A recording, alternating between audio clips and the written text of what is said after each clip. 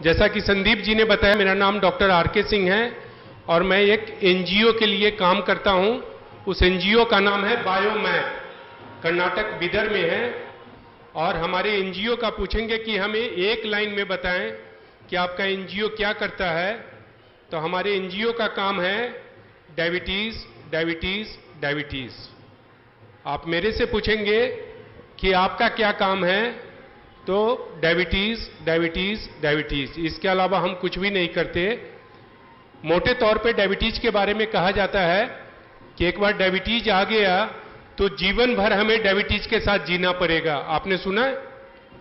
Diabetes के बारे में कहा जाता है कि एक बार डायबिटीज आ गया तो जीवन भर हमें डायबिटीज के साथ जीना पड़ेगा। पर हमारा एनजीओ ने एक मिशन लिया है कि नहीं, हमें लोगों को सही तरीके से बताना है कि डायबिटीज होता क्या है। और मैं पूर्ण विश्वास दिलाता हूं आपको, 99.99 नहीं, 100% का विश्वास दिलाता हूं कि आप लोग जैसे अभी तक आधा घंटा 45 मिनट हमारे लिए वेट किया, 1 घंटे आप यहां पे रहेंगे, हमारे साथ रहेंगे, तो मैं पूर्णतया विश्वास दिलाऊंगा कि हम डायबिटीज फ्री लाइफ जिएंगे। और अभी जो मैं आपसे बात करूंगा वो केवल डॉक्टर आर.के. सिंह आपसे बात नहीं करेंगे। लाखों लोगों का विश्वास, जिन्होंने डायबिटीज फ्री लाइफ जिया है अपने भारत में। पिछले 7 साल से हम लोग काम कर रहे हैं और 7 सालों में हमने लाखों लोगों को डायबिटीज फ्री लाइफ जीने में मदद किया है। तो आप लोगों के साथ जो चर्चा करेंगे, उन लाखों लोगों का विश्वास भी आप लोगों के साथ चर्चा में सम्मिलित रहेगा। तो अब आप लोगों से मैं निवेदन करूंगा कि आप लोग अपना पूर्णतया समय आधे घंटे 45 मिनट के लिए केवल और केवल यहां पे रखेंगे, तो हम आपको पूरा विश्वास दिलाते हैं कि हम डायबिटीज फ्री होंगे। अब हम डायबिटीज के बारे में आपको बताते हैं। डायबिटीज होता क्या है, सब लोगों को मालूम है, पर फिर से हमें समझना होगा ABCD, और जब हम समझेंगे फिर मैं आपको बताऊंगा कि हम डायबिटीज फ्री कैसे हो पाएंगे। हमारा जो शरीर है ये कोशिकाओं से बना हुआ है और करीब करीब 70 लाख करोड़ कोशिकाएं हैं। और यदि हमें अपने कोशिकाओं को, अपने सेहत को हेल्दी रखना है तो 3 मूलभूत चीजों की जरूरत है, 3 चीजों की जरूरत है यदि हम और आप चाहते हैं कि हम स्वस्थ रहे। पहला है शारीरिक श्रम। शारीरिक श्रम समझते हैं आप? फिजिकल एक्सरसाइज, फिजिकल एक्टिविटी हम सब लोगों को करना पड़ेगा, ये पहला कंडीशन है। और फिजिकल एक्टिविटी के बारे में मैं एक छोटा सा एग्जाम्पल देता हूं, उदाहरण देके आपको बताता हूं कि हमारे घर में एक छोटा सा बच्चा है, नवजात शिशु है, कितना 3 महीने का है। 3 महीने का बच्चा कुछ भी समझता है? कुछ भी नहीं समझता है। तो हम लोग ऐसा समझते हैं कि वो बच्चा का डायरेक्ट कांटेक्ट है ईश्वर से, खुदा से डायरेक्ट कांटेक्ट है। तो उस बच्चे को 2 बातों का ज्ञान है। पहला कि हमने जन्म लिया है तो मुझे स्वस्थ रहना है, और दूसरा मुझे स्वस्थ रहना है तो शारीरिक श्रम करना होगा। बच्चे को आप लेटा के 25 कदम दूर चले जाएंगे तो बच्चा क्या करता है, आपने देखा है? हाथ पैर मारते रहता है, आप लोगों ने देखा है? बच्चा, चूंकि बच्चा चलना जानता नहीं है, दौड़ना जानता नहीं है, फिजिकल एक्सरसाइज नहीं जानता है, पर बच्चे को 2 बातों का ज्ञान है कि मुझे स्वस्थ रहना है तो शारीरिक श्रम करना होगा, मुझे स्वस्थ रहना है तो शारीरिक श्रम करना होगा। और बच्चा सोए शारीरिक श्रम करता है। पर बदलते परिवेश में हम लोग क्या कर रहे हैं, हम लोग शारीरिक श्रम से दूर भागते जा रहे हैं। तो ध्यान में रखना है कि स्वस्थ रहना है तो पहला कंडीशन है शारीरिक श्रम, दूसरा है पोषक तत्व, और तीसरा है एनर्जी। पोषक तत्व एनर्जी के लिए कुदरत ने खाने का प्रावधान किया है। बदलते परिवेश में हम लोग खाना किस लिए खा रहे हैं? आज के दिन में हम लोग खाना केवल और केवल इसलिए खा रहे हैं, इसको क्या पसंद है, जबकि कुदरत ने खाना को इसलिए बनाया था कि खाने से हमें पोषक तत्व मिलेगा और खाने से एनर्जी मिलेगा। अब खाना हम कुछ भी खाते हैं, आप वेज खाएं, नॉन वेज खाएं, कोई भी खाना खाएंगे तो खाने का 2 भाग होता है। एक भाग होता है जिसमें प्रोटीन, विटामिन्स, मिनरल्स, ये 3 रहते हैं, इन तीनों को मिला देते हैं तो इसको हम पोषक तत्व कहते हैं। पोषक तत्व का काम है हमारे सेल्स को पोषित करना और हेल्दी रखना। और दूसरा है कार्बोहाइड्रेट। खाना आप कुछ भी खाएंगे, खाने में कार्बोहाइड्रेट होगा, कार्बोहाइड्रेट खाना खाने के बाद, पचने के बाद शुगर बन जाता है। खाना खाने के बाद कार्बोहाइड्रेट क्या बनता है? शुगर बनता है। मतलब हम सब लोगों के शरीर में शुगर तो बन रहा है। तो कुदरत, और आज शुगर से हम लोग इतने परेशान हैं, पूरा दुनिया। आज कल मैं एक न्यूज़पेपर पढ़ रहा था कि आज के दिन में अपने देश में, जैसे जब हमने इस अभियान का शुरुआत किया था और लोग पूछते थे कि डायबिटीज का एज क्या है, तो मैं बताता था 35 साल के ऊपर। पर अभी कल मैं न्यूज़पेपर में पढ़ रहा था कि हमारे देश में 25 साल से नीचे जितने भी नवयुवक हैं, तो उसमें 4 लोगों में एक में डायबिटीज है। 4 में एक डायबिटीज है। कितना? 25 साल से नीचे। जबकि आज के पहले, कुछ दिन पहले तक हम कहते थे कि डायबिटीज 35 के बाद हमें सतर्क होने की जरूरत है। कार्बोहाइड्रेट शुगर बनता है। शुगर से हम लोग त्राहिमाम हैं, पूरी दुनिया त्राहिमाम है। और हमारा ईश्वर, हमारा कुदरत, हमारे खुदा हमारे शरीर में कार्बोहाइड्रेट को क्या बना रहे हैं? शुगर बना रहे हैं। क्यों बनाते हैं शुगर? चूंकि 70 लाख करोड़ सेल्स को काम करने के लिए, हमारे शरीर को सुचारू रूप से काम करने के लिए एक ही चीजों की जरूरत है, और उस चीज का नाम है एनर्जी। एनर्जी, बिना एनर्जी का हम और आप कुछ भी नहीं है। बिना एनर्जी का हम और आप कुछ भी नहीं है।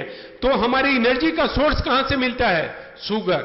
शुगर का काम है एनर्जी बनना। अब आपके ध्यान में आ रहा है कि कुदरत क्यों कार्बोहाइड्रेट को शुगर में बनाते हैं? शुगर बनने के बाद हमारे खून में घुल जाता है।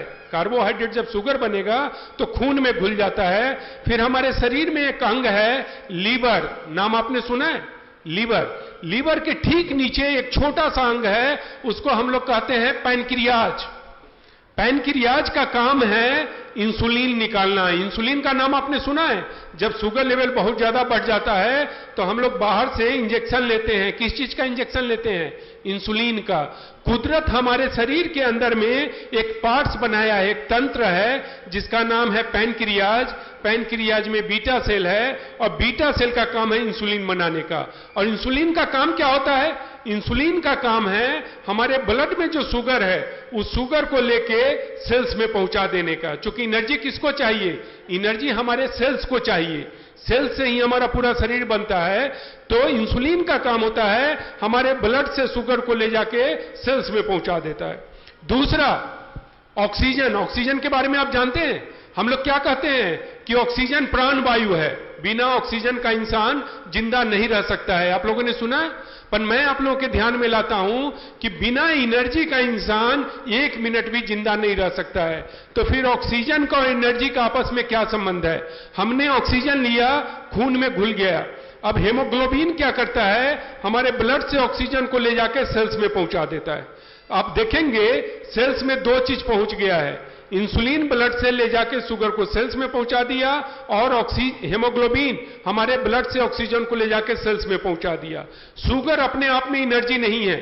शुगर अपने आप में एनर्जी नहीं है। शुगर को एनर्जी बनने के लिए टूटना पड़ेगा, ब्रेक डाउन होना पड़ेगा। तो शुगर को तोड़ने का काम ऑक्सीजन करता है।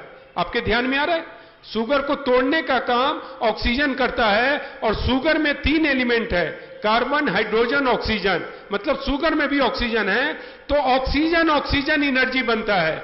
और यही कारण है कि ऑक्सीजन को हम प्राण वायु कहते हैं। आपके ध्यान में आया कि हमारे शुगर का जो ऑक्सीजन है और हमने जो बाहर से ऑक्सीजन लिया, दोनों मिलके एनर्जी बनता है। और उस एनर्जी से हमारा पूरा शरीर संचालित हो रहा है। हमारा आंख, हमारा ब्रेन, हमारा हार्ट। अपना हार्ट 24 घंटा काम करता है। आपने हार्ट को कभी रेस्ट करते देखा है? हार्ट कभी रेस्ट नहीं करता है। 24 घंटा काम करने के लिए इसको एक ही चीज की जरूरत है, एनर्जी। और 24 घंटा में जो एनर्जी ये कंज्यूम करता है, उसको आप कैप्चर करके एक ट्रक में डाल देंगे तो ट्रक 32 किलोमीटर चलेगी। ये मैं आपके ध्यान में लाने के लिए बता रहा हूं कि हमारे शरीर को कितनी एनर्जी की जरूरत है, हमारे हार्ट को कितनी एनर्जी की जरूरत है। अब किसी कारण से हमारे ब्लड से शुगर सेल्स में नहीं जाता है। यहां तक समझ में आ गया कि एनर्जी बनता कैसे है, शुगर से एनर्जी कैसे बनता है। अब किसी कारण से हमारे ब्लड से शुगर सेल्स में नहीं जाता है, तो इसका मतलब ब्लड में शुगर बढ़ना शुरू होगा कि नहीं होगा? ब्लड में शुगर बढ़ना शुरू होगा। तो ब्लड में जो शुगर बढ़ता है उसको डायबिटीज कहते हैं। पर यहां पे ध्यान देने वाली बात है कि ब्लड में जो शुगर बढ़ रहा है वो तो डायबिटीज का प्रमाण है। परिणाम क्या है? परिणाम है कि हमको एनर्जी कम मिलना शुरू हो गया। आप समझ रहे हैं? इसलिए डायबिटीज होते सबसे पहले हमें क्या होता है? थाक लगना शुरू हो जाता है। थाक मतलब थकावट लगना शुरू हो जाता है। हमारी फिजिकल कैपेसिटी काम करने की धीरे धीरे घटना शुरू हो जाता है। कॉन्स्टिपेशन होना शुरू हो जाएगा। डायबिटीज हुआ और आपको कॉन्स्टिपेशन। क्यों कॉन्स्टिपेशन होता है? क्योंकि आपके डाइजेस्टिव सिस्टम को काम करने के लिए जो चीज की जरूरत है वो है एनर्जी, और जब उसको एनर्जी नहीं मिलेगा तो सही तरीके से डाइजेस्टिव सिस्टम काम नहीं करेगा। डायबिटीज हुआ और आप देखेंगे कि कॉन्स्टिपेशन होना शुरू हो गया, हमें थकावट होना शुरू हो गया। हमारी शारीरिक क्षमता, जो हम 15 घंटा काम करते थे, अब 4 घंटे 5 घंटे काम करने के बाद ही लगता है मुझे थकना शुरू हो गया, हमें थोड़ा सा आराम करना चाहिए। क्यों? क्योंकि शुगर का काम था एनर्जी बनना, अब शुगर प्रॉपर एनर्जी नहीं बन रहा है। अब ऐसा कौन सा कारण है कि हमारे ब्लड से शुगर सेल्स में नहीं जाता है? आज से 25 साल पहले केवल 3 कारण था, और जब तक ये 3 कारण था हमारे और आपके लिए चिंता का विषय नहीं था।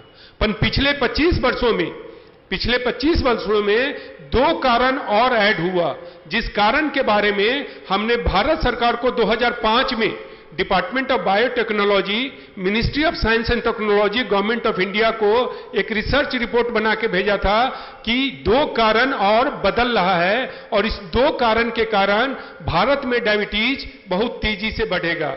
2015 में भारत सरकार ने मुहर लगाया कि भारत में डायबिटीज महामारी का रूप ले चुका है। महामारी समझते हैं आप? हर घर में जब कोई बीमारी फैलना शुरू हो जाए तो उसको हम महामारी कहते हैं। और 2015 में भारत सरकार ने इस बात को स्वीकार किया कि भारत में डायबिटीज महामारी का रूप ले चुका है, जिसको हमने 2005 में उनको एक रिपोर्ट बना के भेजा था कि इस कारण से डायबिटीज तेजी से बढ़ेगा। तो शुरू के जो 3 कारण हैं वो 3 कारण है। पहला, हेरिडेटरी, मतलब हमारे दादा दादी, नाना नानी, माता पिता को होगा तो हम में होने की संभावना थी। दूसरा कारण है शारीरिक श्रम में कमी आना। दिनों दिन आप देखेंगे कि हम लोग शारीरिक फिजिकल एक्टिविटी हमारा धीरे धीरे घटता जा रहा है। और तीसरा, टेंशन। 25 साल पहले टेंशन लोग लेते थे, स्ट्रेस नहीं लेते थे।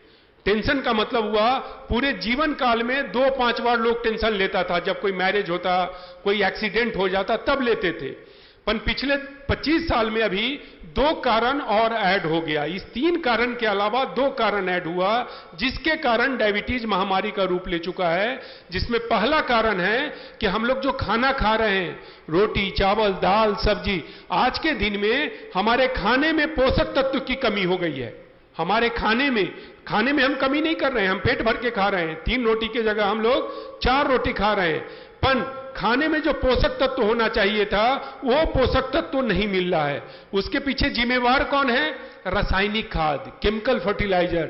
हमने खेतों में इतना ज्यादा केमिकल फर्टिलाइजर डाल दिया है कि आज के दिन में खेत में छोटा छोटा जीव पाया जाता था, वो जीव मर गया है। और उसके मरने के कारण जो माइक्रो न्यूट्रिएंट्स, छोटा छोटा न्यूट्रिएंट चाहिए था, कितना चाहिए? एमसीजी में एकदम छोटा चाहिए, पर उतना भी आज के दिन में मिट्टी में नहीं है, और जिसके कारण हमारे खाने में पोषक तत्व की कमी हो गई है।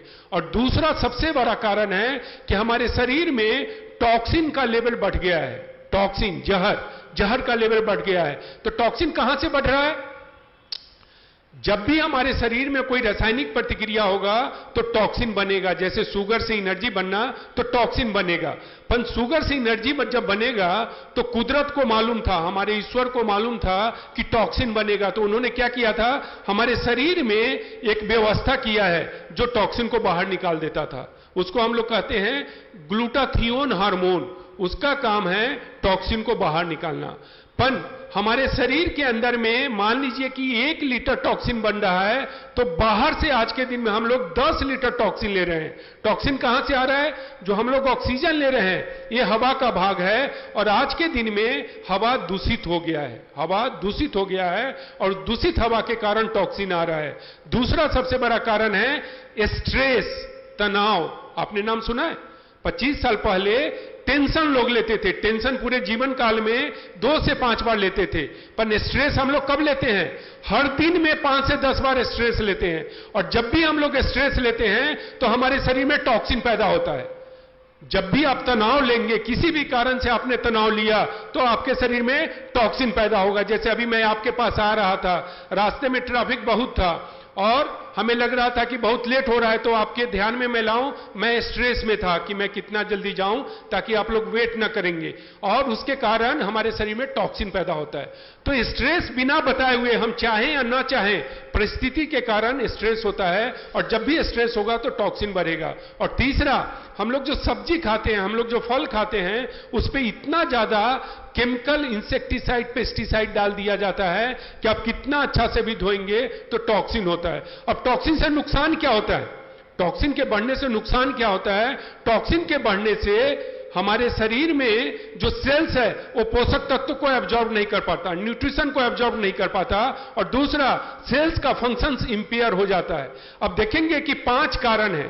पहला, अनुवांशिकी; दूसरा, शारीरिक श्रम में कमी आना; तीसरा, टेंशन; और बदलते परिवेश में हमारे खाने में पोषक तत्व की कमी और शरीर में टॉक्सिन लेवल का बढ़ जाना। इसके कारण बीटा सेल का नंबर घटना शुरू हो गया। हमारे पैनक्रियाज में जो बीटा सेल है, जिसका काम है इंसुलिन बनाना, बीटा सेल का नंबर घटना शुरू हो गया, और बीटा सेल के नंबर घटने के कारण इंसुलिन सही से नहीं बन पा रहा है, और जब इंसुलिन सही से नहीं बन पाएगा तो हमारे ब्लड से शुगर सेल्स में पहुंच नहीं पाता। इसको हम डायबिटीज कहते हैं। अब डायबिटीज के बारे में आपके ध्यान में आया कि डायबिटीज के कारण क्या है, और जो 2 कारण मैं बताया कि खाने में पोषक तत्व की कमी हो जाना और दूसरा हमारे शरीर में टॉक्सिन लेवल का बढ़ जाना, इससे हम लोग कोई भी आदमी बच नहीं सकते। इस 2 कारण से हम सब लोग इस 2 कारण में आ गए, और यही कारण है कि डायबिटीज घर घर में पाया जा रहा है। अब ऐसा क्यों कहा जाता है कि डायबिटीज हो गया तो जीवन भर डायबिटीज के साथ जीना पड़ेगा? आपके ध्यान में मैं लाता हूं, ऐसा क्यों कहा जाता है? जब भी हमें डायबिटीज होता है तो हम लोग दवा लेना शुरू करते हैं, एलोपैथिक मेडिसिन लेना शुरू करते हैं। और मैं भारत की बात नहीं करता हूं, आप यूरोप चले जाएं, आप अमेरिका चले जाएं, तो दवा का नाम अलग होगा, कंपनी का नाम अलग होगा, पर जो एलोपैथ दवा में सॉल्ट, केमिकल यूज होता है, मोटे तौर पे 2 सॉल्ट यूज होता है। पहला का नाम है ग्लिमिप्राइड और दूसरे का नाम है मेटफॉर्मिन। जो लोग डायबिटिक हैं वो लोग अपने दवा को पीछे से उलट के देखेंगे तो उसमें सॉल्ट कौन सा यूज होता है? ग्लिमिप्राइड और मेटफॉर्मिन। हमने क्या बताया कि आज के दिन में हमारा बीटा सेल का नंबर घटता जा रहा है, पर हम लोग जो ग्लिमिप्राइड ले रहे हैं वो केवल और केवल हमारे बीटा सेल को जाके स्टिमुलेट कराता है, उसको थप्पड़ लगाता है कि तुम इंसुलिन ज्यादा निकालो, पर बीटा सेल का नंबर तो घटना जारी है। आपके ध्यान में आ रहा है? हमारे शरीर में, हमारे पैनक्रियाज का बीटा सेल का नंबर घटना जारी है, और हम लोग जो दवा ले रहे हैं वो बीटा सेल के नंबर को नहीं बढ़ा रहा है, वो केवल और केवल बीटा सेल को जाके कहता है कि आप ज्यादा से ज्यादा इंसुलिन निकालो। पर जब बीटा सेल का नंबर घटेगा तो सही तरीके से इंसुलिन निकाल पाएगा? नहीं निकाल पाएगा, और यही नतीजा होता है कि हम जीवन भर डायबिटीज के साथ हमें जीना पड़ता है। और जो मेटफॉर्मिन है, मेटफॉर्मिन 2 तरीके से हमारे शरीर पे काम करता है। सबसे पहले हमारे ब्लड से कोलेस्ट्रॉल को कम करता है, क्योंकि ब्लड में कोलेस्ट्रॉल लेवल बढ़ा रहेगा तो इंसुलिन सही से यूज नहीं हो पाता। और दूसरा, आपके ब्लड से शुगर को एब्जॉर्ब करेगा, इंटेस्टिनल, किडनी, यूरिन के द्वारा बाहर निकाल देगा। अब यूरिन से जब शुगर बाहर निकलेगा तो हमारे रिपोर्ट में शुगर कम दिखेगा, दिखेगा कि नहीं? क्योंकि हमारे यूरिन से शुगर बाहर निकल रहा है तो रिपोर्ट में शुगर कम दिखेगा। हम लोग रिपोर्ट देख के खुश हो जाएंगे कि मेरे ब्लड में शुगर कम पाया गया है। पर कुदरत ने शुगर को क्यों बनाया था? यूरिन से बाहर निकलने के लिए या हमारे सेल्स में जाके सेल्स को इनर्जाइज करने के लिए, हमें एनर्जी देने के लिए कुदरत ने शुगर को बनाया था कि सेल्स में जाके एनर्जी देने के लिए। यही कारण है कि आप देखेंगे कि शुगर लेवल शायद हमारा कंट्रोल होता है, पर फिर भी हम लोग शारीरिक तकलीफ से गुजरते हैं। हमारी शारीरिक क्षमता काम करने का धीरे धीरे घटता जा रहा है। आपके ध्यान में आ रहा है? और ये 2 कारण के कारण जो हम लोग मेडिसिन खा रहे हैं, पूरे जीवन हमें डायबिटीज के साथ जीना पड़ता है। क्योंकि प्रॉब्लम क्या है? प्रॉब्लम है कि बीटा सेल का नंबर घटता जा रहा है, और जो भी हम दवा खा रहे हैं वो बीटा सेल के नंबर को नहीं बढ़ा रहा है। तो इसके कारण हम पूरे जीवन डायबिटीज के साथ जीते हैं। हमने जैसा आपको बताया कि 2005 में भारत सरकार को हम लोग एक रिपोर्ट बना के दिए थे और एक निवेदन किए थे कि आप यदि हमें थोड़ा सा फंड देते हैं तो एक हर्बल प्रोडक्ट पे हम लोग रिसर्च करेंगे। चूंकि हर्बल प्रोडक्ट के लेने से कोई नुकसान नहीं होता है, तो हम घर घर जाके पहुंचा सकते हैं। एलोपैथ दवा में क्या होता है कि एलोपैथ दवा का डोज थोड़ा सा ज्यादा हो जाएगा तो आपको नुकसान ज्यादा हो जाता है। हर्बल प्रोडक्ट में पूरा बोतल हम यदि पी जाते हैं तो हमें नुकसान नहीं होता है। और भारत में डॉक्टरों की संख्या पहले से बहुत कम है, तो हमने भारत सरकार को निवेदन किया था और हम लोग बहुत भाग्यशाली रहे। हमारी संस्था जो बायोमैप है भाग्यशाली रहा और हमें भारत सरकार से 3 साल के लिए थोड़ा थोड़ा फंड मिला था कि आप लोग हर्बल प्रोडक्ट पे रिसर्च कीजिए। और 3 साल के रिसर्च के बाद हमारे बायोमैप का एक प्रोडक्ट निकल के आया, उसका नाम है जियोडायफ्रीन। जियोडायफ्रीन हर्बल प्रोडक्ट है, वो कोई भी इंसान ले सकता है। जियोडायफ्रीन लेने के लिए हमें बीमार होने की जरूरत नहीं है। जो भी इंसान दूध पीता है वो इंसान जियोडायफ्रीन को ले सकता है। तो जियोडायफ्रीन काम कैसे करता है वो मैं आपके ध्यान में लाता हूं कि जियोडायफ्रीन के लेने से हमें फायदा क्या होता है। सबसे पहले जियोडायफ्रीन के लेने से हमारे शरीर में जो बचा हुआ टॉक्सिन है उसको बाहर निकालता है। रेजिडुअल टॉक्सिन जो कुदरत के निकालने के बाद बच गया है उस टॉक्सिन को बाहर निकालता है। और दूसरा, हमारे पैनक्रियाज को जो जो न्यूट्रिशन चाहिए, करीब करीब 27 न्यूट्रिशन चाहिए। आपके पैनक्रियाज को बीटा सेल को रीजनरेट करने के लिए कितना न्यूट्रिशन चाहिए? करीब करीब 27 न्यूट्रिशन चाहिए। वो सारा न्यूट्रिशन हम लोग अपने रिसर्च के द्वारा मेडिसिनल प्लांट्स को आइडेंटिफाई किए थे और उससे अर्क निकाल के जियोडायफ्रीन में डाले हैं। तो धीरे धीरे बीटा सेल का नंबर बढ़ना शुरू हो जाता है।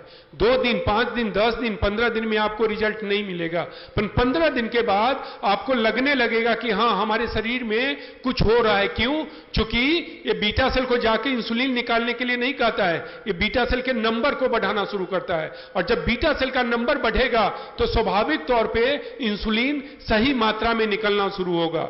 दूसरा, कोलेस्ट्रॉल को कम करता है। और तीसरा, हमारे शरीर में हेमोग्लोबिन लेवल को बढ़ाता है। हमने क्या बताया आपको कि हेमोग्लोबिन बहुत ही महत्वपूर्ण रोल अदा करता है। हेमोग्लोबिन हमारे ब्लड से ऑक्सीजन को ट्रांसपोर्ट करता है और ऑक्सीजन शुगर को एनर्जी में तब्दील करता है। तो आप देखेंगे कि शुगर को एनर्जी बनाने के लिए जितने भी हमारे शारीरिक तंत्र प्रभावी रूप से काम कर रहे हैं वो सारे तंत्र पे जियोडायफ्रीन काम कर रहा है। पहला, बॉडी को डिटॉक्सिफाई करता है। दूसरा, पैनक्रियाज को प्रॉपर न्यूट्रिशन देके बीटा सेल के नंबर को बढ़ाता है। दूसरा, कोलेस्ट्रॉल को मैनेज करता है। और तीसरा, हेमोग्लोबिन लेवल को बढ़ाता है और नहीं तो हेमोग्लोबिन लेवल को मेंटेन करता है। डायबिटीज होने के 6 महीने से साल भर जाते जाते हेमोग्लोबिन लेवल नीचे रहना शुरू हो जाता है, तो हेमोग्लोबिन पे भी काम करता है। नतीजा होता है कि 6, 7, 8 महीना जाते जाते, 4 से 8 महीना जाते जाते हम डायबिटीज फ्री हो जाते हैं। अब डायबिटीज कंट्रोल, हम लोगों ने सुना है डायबिटीज कंट्रोल, अभी तक हम लोग कौन सा वर्ड सुने हैं कि शुगर कंट्रोल होता है, डायबिटीज कंट्रोल होता है। पर आज मैं आपके ध्यान में लाता हूं कि हम डायबिटीज फ्री होते हैं। तो डायबिटीज कंट्रोल और डायबिटीज फ्री में बेसिक अंतर क्या है? डायबिटीज कंट्रोल का मतलब होता है कि हम एलोपैथ दवा ले रहे हैं और शायद हमारा शुगर लेवल कंट्रोल है, पर उसके बावजूद हमें शारीरिक तकलीफ से गुजरना पड़ता है, फिजिकल कॉम्प्लिकेशन से गुजरना पड़ता है डायबिटीज कंट्रोल में। तो डायबिटीज कॉम्प्लिकेशंस, जो डायबिटीज के कॉम्प्लिकेशंस है उसको हमने 2 भागों में बांटा है। एक भाग है उसको हम कहते हैं PDC, preliminary diabetes complications. Preliminary diabetes complications का मतलब हुआ कि हमें डायबिटीज हुआ और ये तकलीफ आना शुरू हो गया, और जब ये तकलीफ 2 साल से 20 साल कंटिन्यू करता है तो हम लोग उसको कहते हैं advance diabetes complications. Advance diabetes complications का मतलब हुआ अब आपको हार्ट का प्रॉब्लम होगा, किडनी का प्रॉब्लम होगा, लीवर का प्रॉब्लम होगा, मेमोरी पावर का प्रॉब्लम होगा, शारीरिक क्षमता धीरे धीरे घटता जा रहा है। ये सारा एडवांस डायबिटीज कॉम्प्लिकेशंस है। तो पीडीसी में क्या होता है कि हम दवा खा रहे हैं और दवा खाने के बाद भी आप देखेंगे ये जो हमारा मसल्स है, इस मसल्स में क्रैम्प रहेगा, दर्द रहेगा, यहां पे जलन रहेगा, पूरे मसल्स में दर्द रहेगा। कब? जबकि हम दवा खा रहे हैं। रात में हमें सही से नींद नहीं आती है, बाथरूम हमें 3 से 5 बार जाना पड़ता है, और 3 से 5 बार जब आप बाथरूम जाएंगे तो आपको नींद अच्छी आ ही नहीं सकती है। शाम के समय थोड़ा थोड़ा थका थका लगता है, दूसरा, शाम के समय हमें इरिटेशन आता है। इरिटेशन, आप समझ रहे हैं? आपको छोटी छोटी बातों पे गुस्सा आएगा। अब लोग समझते हैं कि हमारी मम्मी को, हमारे पापा को गुस्सा क्यों आ रहा है छोटी छोटी बातों पे, तो गुस्सा इसके लिए आता है और डायबिटीज से रिलेटेड है, कॉम्प्लिकेशंस है। पांचवा, जैसा कि मैं बताया कि आपकी शारीरिक क्षमता धीरे धीरे घटेगा, और जब एक कंटिन्यू करता है तो 2 से 20 साल जाते जाते अब आपको हार्ट का डैमेज करेगा। आज आप मुंबई जैसे बड़े शहर में हैं, आप किसी भी हार्ट हॉस्पिटल में चले जाएं और आप जाके पता करें कि आपके यहां हार्ट के जो पेशेंट आए हैं उसमें डायबिटीज वाले कितने हैं। 10 में से 9 डायबिटीज वाले हैं। यदि 10 हार्ट का पेशेंट पहुंच रहा है तो उसमें 9 करीब करीब डायबिटीज वाले हैं। अब उस 9 आदमी का आप इंटरव्यू लें कि भाई साहब जब आपको डायबिटीज हो गया था तो आप एलोपैथ दवा खा रहे थे? बताएंगे कि हाँ, मैं एलोपैथ दवा खा रहा था। आपका शुगर लेवल कंट्रोल था तो शुगर लेवल कंट्रोल था। तो फिर जब एलोपैथ दवा खा रहे थे, शुगर लेवल कंट्रोल था, तो फिर हार्ट का प्रॉब्लम क्यों हुआ? क्योंकि शुगर प्रॉपर मेटाबोलाइज होकर एनर्जी नहीं बन रहा था। आप समझ रहे हैं? शुगर कंट्रोल होना पहली बात है, सबसे इंपॉर्टेंट बात है। शुगर को कंट्रोल करने के लिए कुदरत नहीं बनाया है, कुदरत ने बनाया है शुगर को मेटाबोलाइज होकर एनर्जी बनने के लिए। और हार्ट के काम करने के लिए हमने पहले ही आपको बताया कि 24 घंटा जो एक काम करता है, और उसके लिए जो एनर्जी चाहिए, उस एनर्जी को आप कैप्चर करके एक ट्रक में डाल देंगे तो ट्रक 32 किलोमीटर चलेगी। कितनी एनर्जी की जरूरत है? और जब इसको एनर्जी नहीं मिलेगा तो धीरे धीरे हमारा हार्ट डैमेज होगा कि नहीं होगा? जो कॉन्स्टिपेशन होता है, डायबिटीज होते हैं, आप देखेंगे कॉन्स्टिपेशन होता है। क्यों कॉन्स्टिपेशन होता है? क्योंकि डाइजेस्टिव सिस्टम को काम करने के लिए एनर्जी चाहिए। जब उसको एनर्जी नहीं मिलेगा तो धीरे धीरे धीरे धीरे हमारा डाइजेस्टिव सिस्टम काम करना स्लो हो जाता है। यही कारण है कि 2 से 20 साल जाते जाते हमारा हार्ट डैमेज होता है, किडनी डैमेज होता है, लीवर डैमेज होगा, मेमोरी पावर आपका धीरे धीरे घटना शुरू हो जाएगा। इस तरीके से सारे प्रॉब्लम आता है। और डायबिटीज फ्री का मतलब क्या होता है? जो हमने आपको बताया कि यदि हम जियोडाइफिन लेते हैं तो हम डायबिटीज फ्री होते हैं। डायबिटीज फ्री का मतलब होता है 5 पैरामीटर्स को क्वालिफाई करना, तब जाके हम आपको कहेंगे आप डायबिटीज फ्री हुए। पहला पैरामीटर्स है कि हमारा शुगर लेवल नॉर्मल रेंज में आना। शुगर लेवल नॉर्मल रेंज का मतलब होता है मोटे तौर पे 120 के आजू बाजू शुगर होना। जबकि आप एलोपैथ में जाएंगे तो डॉक्टर साहब क्या कहेंगे? 110 के आजू बाजू होना चाहिए, पर 130 के नीचे और 120 के आजू बाजू है तो हमारा शुगर नॉर्मल रेंज है, पहला। दूसरा, एलोपैथ दवा बंद होना। आप समझ रहे हैं? जो हम एलोपैथ दवा खा रहे हैं ये बंद होना चाहिए। तीसरा, आपकी जो शारीरिक परेशानी है, जो यहां पे दर्द है, यहां पे दर्द है, शाम के समय सुस्ती है, रात में हम बाथरूम ज्यादा जाते हैं, जो भी प्रॉब्लम है वो कंप्लीट खत्म होना चाहिए। चौथा, जब आप अपने यूरिन का टेस्ट कराएं तो यूरिन से शुगर बाहर नहीं निकलना चाहिए। और पांचवा, आपकी शारीरिक क्षमता काम करने का पहले जैसा वापस आना चाहिए। अब मैं आप लोगों से एक सवाल करता हूं कि हमारा शुगर लेवल नॉर्मल रेंज में आ गया, एलोपैथ दवा बंद हो गया, हमारी शारीरिक तकलीफ खत्म हो गया, हमारे यूरिन से शुगर बाहर नहीं निकल रहा है, और हमारी शारीरिक क्षमता काम करने का हमारे उम्र के हिसाब से वापस आ गया, तो इसको हम डायबिटीज फ्री कहेंगे कि नहीं कहेंगे?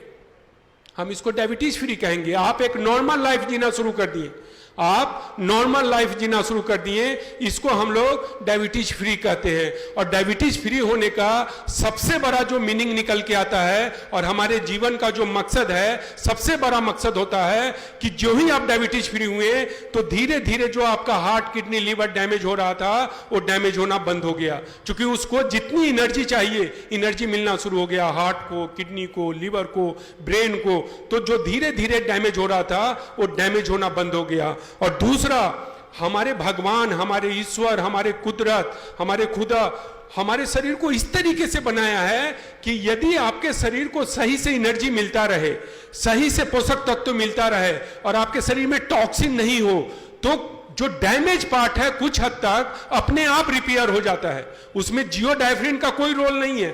कुदरत ने हमारे शरीर को इस तरीके से बनाया है, हमारे अंग को इस तरीके से बनाया है कि यदि आपके शरीर में आपके शरीर से टॉक्सिन लेवल बाहर निकल रहा हो, आपके शरीर को पोषक तत्व मिल रहा हो और आप अपने शरीर को एनर्जी सही तरीके से दे रहे हैं, तो आपका हार्ट यदि डैमेज है 30 to 40% तो डैमेज रिपेयर हो जाता है। किडनी यदि डैमेज है 10 to 20% रिपेयर हो जाएगा, लीवर रिपेयर हो जाएगा। कितनी बड़ी बात है। तो डायबिटीज फ्री होने का जो सबसे बड़ा मकसद निकल के आता है कि हमारे समाज में, हमारे परिवार में जो हार्ट, किडनी, लीवर के कारण त्रासदी आ रही थी, उस त्रासदी से हम बच जाएंगे। और जैसा कि मैं बताया कि अभी कल मैं न्यूज़पेपर में पढ़ रहा था कि 25 साल से कम के उम्र के बच्चे को डायबिटीज हो रहा है, 2 से 20 साल, मतलब मैं बोलता हूं कि 20 साल में ही उनको हार्ट का प्रॉब्लम आता है। तो 25 + 20 45, 45 साल के जाते जाते यदि उनको डायबिटीज होता है, यदि उनको हार्ट का प्रॉब्लम आता है, मतलब आप समझ रहे हैं हम कौन से दिशा में जा रहे हैं। हमें बैठ के सोचने की जरूरत है। पर डायबिटीज फ्री होना, आप देखेंगे कि आप कहीं जाके आप बताएंगे, मुंबई में आप लोग हैं, मुंबई में एक से एक डॉक्टर हैं, दिल्ली में बड़े से बड़े डॉक्टर हैं, आप जाके डॉक्टर साहब को कहेंगे कि डॉक्टर साहब मैं तो लाख रुपया देता हूं, मुझे डायबिटीज फ्री होना है, तो डॉक्टर साहब आपको देख के हंसेंगे कि कहां से इंसान आ गया, डायबिटीज फ्री होने की बात करता है। डायबिटीज फ्री नहीं होता है, कोई पागल इंसान आपको आके बता के गया और आप पागल हो गए और आप हमारे पास आ गए कि मुझे डायबिटीज फ्री होना है। डायबिटीज फ्री नहीं होता है। डायबिटीज केवल क्या होता है, कंट्रोल होता है। आप समझ रहे हैं, केवल कंट्रोल होता है।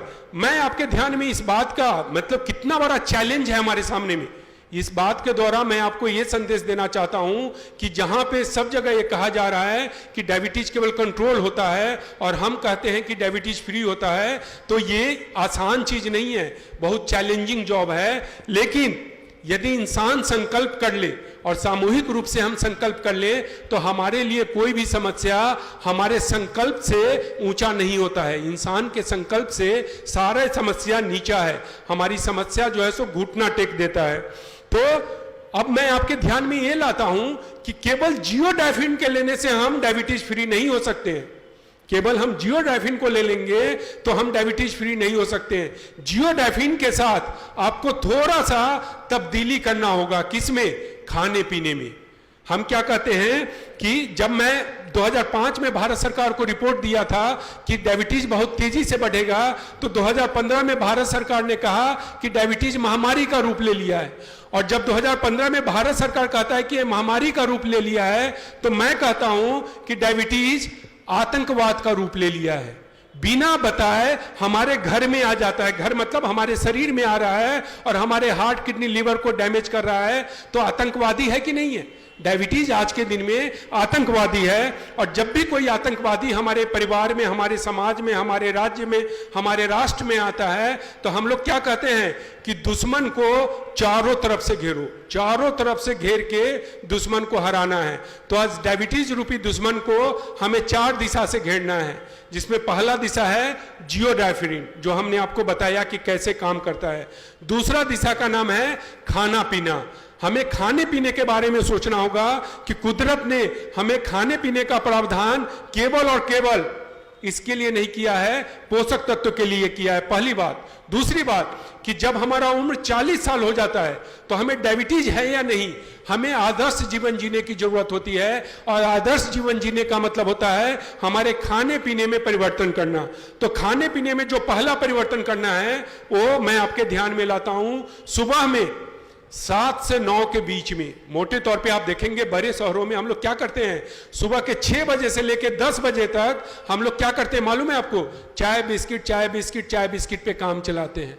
जबकि मैं आपके ध्यान में लाता हूं, जो पशु है, गाय भैंस है, उसको सुबह में 6 बजे खाना मिलना चाहिए और आप आधा घंटा लेट कर दे, 6:30 कर दे, तो पशु जोर जोर से बोलना शुरू कर देगा। क्यों? कि तुम हमारे मालिक को मालूम नहीं है, पर मुझे मालूम है कि हमारे शरीर को सबसे ज्यादा पोषक तत्व और एनर्जी की जरूरत है वो सुबह में है, और मेरा मालिक कहां पड़ा हुआ है। पर हम इंसान पढ़े लिखे होने के बाद भी 6 बजे से लेकर 10 बजे तक हम लोग क्या करते हैं, आप लोग बताएंगे, मैं नहीं बताऊंगा। 6 बजे से 10 बजे तक हम लोग क्या करते हैं, चाय और बिस्किट पे काम करते हैं। तो आज के बाद से 7 बजे से लेकर 9 बजे के बीच में हमें अंकुरित अनाज खाना है। अंकुरित अनाज, अंकुरित अनाज समझते हैं आप? Sprouted grain. और प्रेफरेंस यदि आप मेरे से पूछेंगे तो मूंग खाना है, मूंग, चना को छोड़ के 40 प्लस में हमें चना को नहीं खाना चाहिए।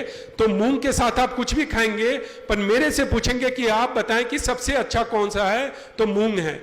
मूंग को आप लीजिए, रात में पानी में डाल दीजिए, सुबह पानी से निकाल के सूती वस्त्र में, सूती कपड़ा में उसको बांध दीजिए, तो 4-5-6 घंटे के बाद उसमें अंकुरन आ जाता है। मैं आपके ध्यान में लाता हूं, जो ही हमारा अनाज अंकुरित होता है तो उसमें 2 विटामिन बढ़ जाता है, एक विटामिन सी और विटामिन ई। और विटामिन सी का काम है शरीर से टॉक्सिन को बाहर निकालना है। तो सबसे अच्छा खाना कितना है, अंकुरित अनाज खाना कितना है? खाना आपकी मर्जी, आपकी मर्जी है कि मुझे तो आज केवल आधा चम्मच खाना है, केवल आधा चम्मच। आधा चम्मच खा के आप पानी पी लें, फिर आपको चाय पीना है तो पी लें, पर दिन का शुरुआत तो होना चाहिए तो अंकुरित अनाज से होना चाहिए, पहला। दूसरा, जब भी हम खाना खाने बैठेंगे, मोटे तौर पे देखेंगे कि आज के दिन में खाना हम लोग 2 ही बार खा रहे हैं। खाना का मतलब रोटी चावल दाल सब्जी है, वो मोटे तौर पे हम लोग 2 बार खाते हैं। तो जब भी हम खाना खाने बैठेंगे, विशेषकर दिन का खाना जब खाएंगे, तो आज के बाद से हमारे खाने का 2 भाग हो जाएगा। अभी तक हम लोग खाना एक साथ खाते थे, पर आज के बाद से चूंकि हमें डायबिटीज को हराना है, डायबिटीज को हराना है कि नहीं हराना है, डायबिटीज को हराना है, और डायबिटीज के हराने के लिए हमें जो कुछ करना होगा हम करेंगे।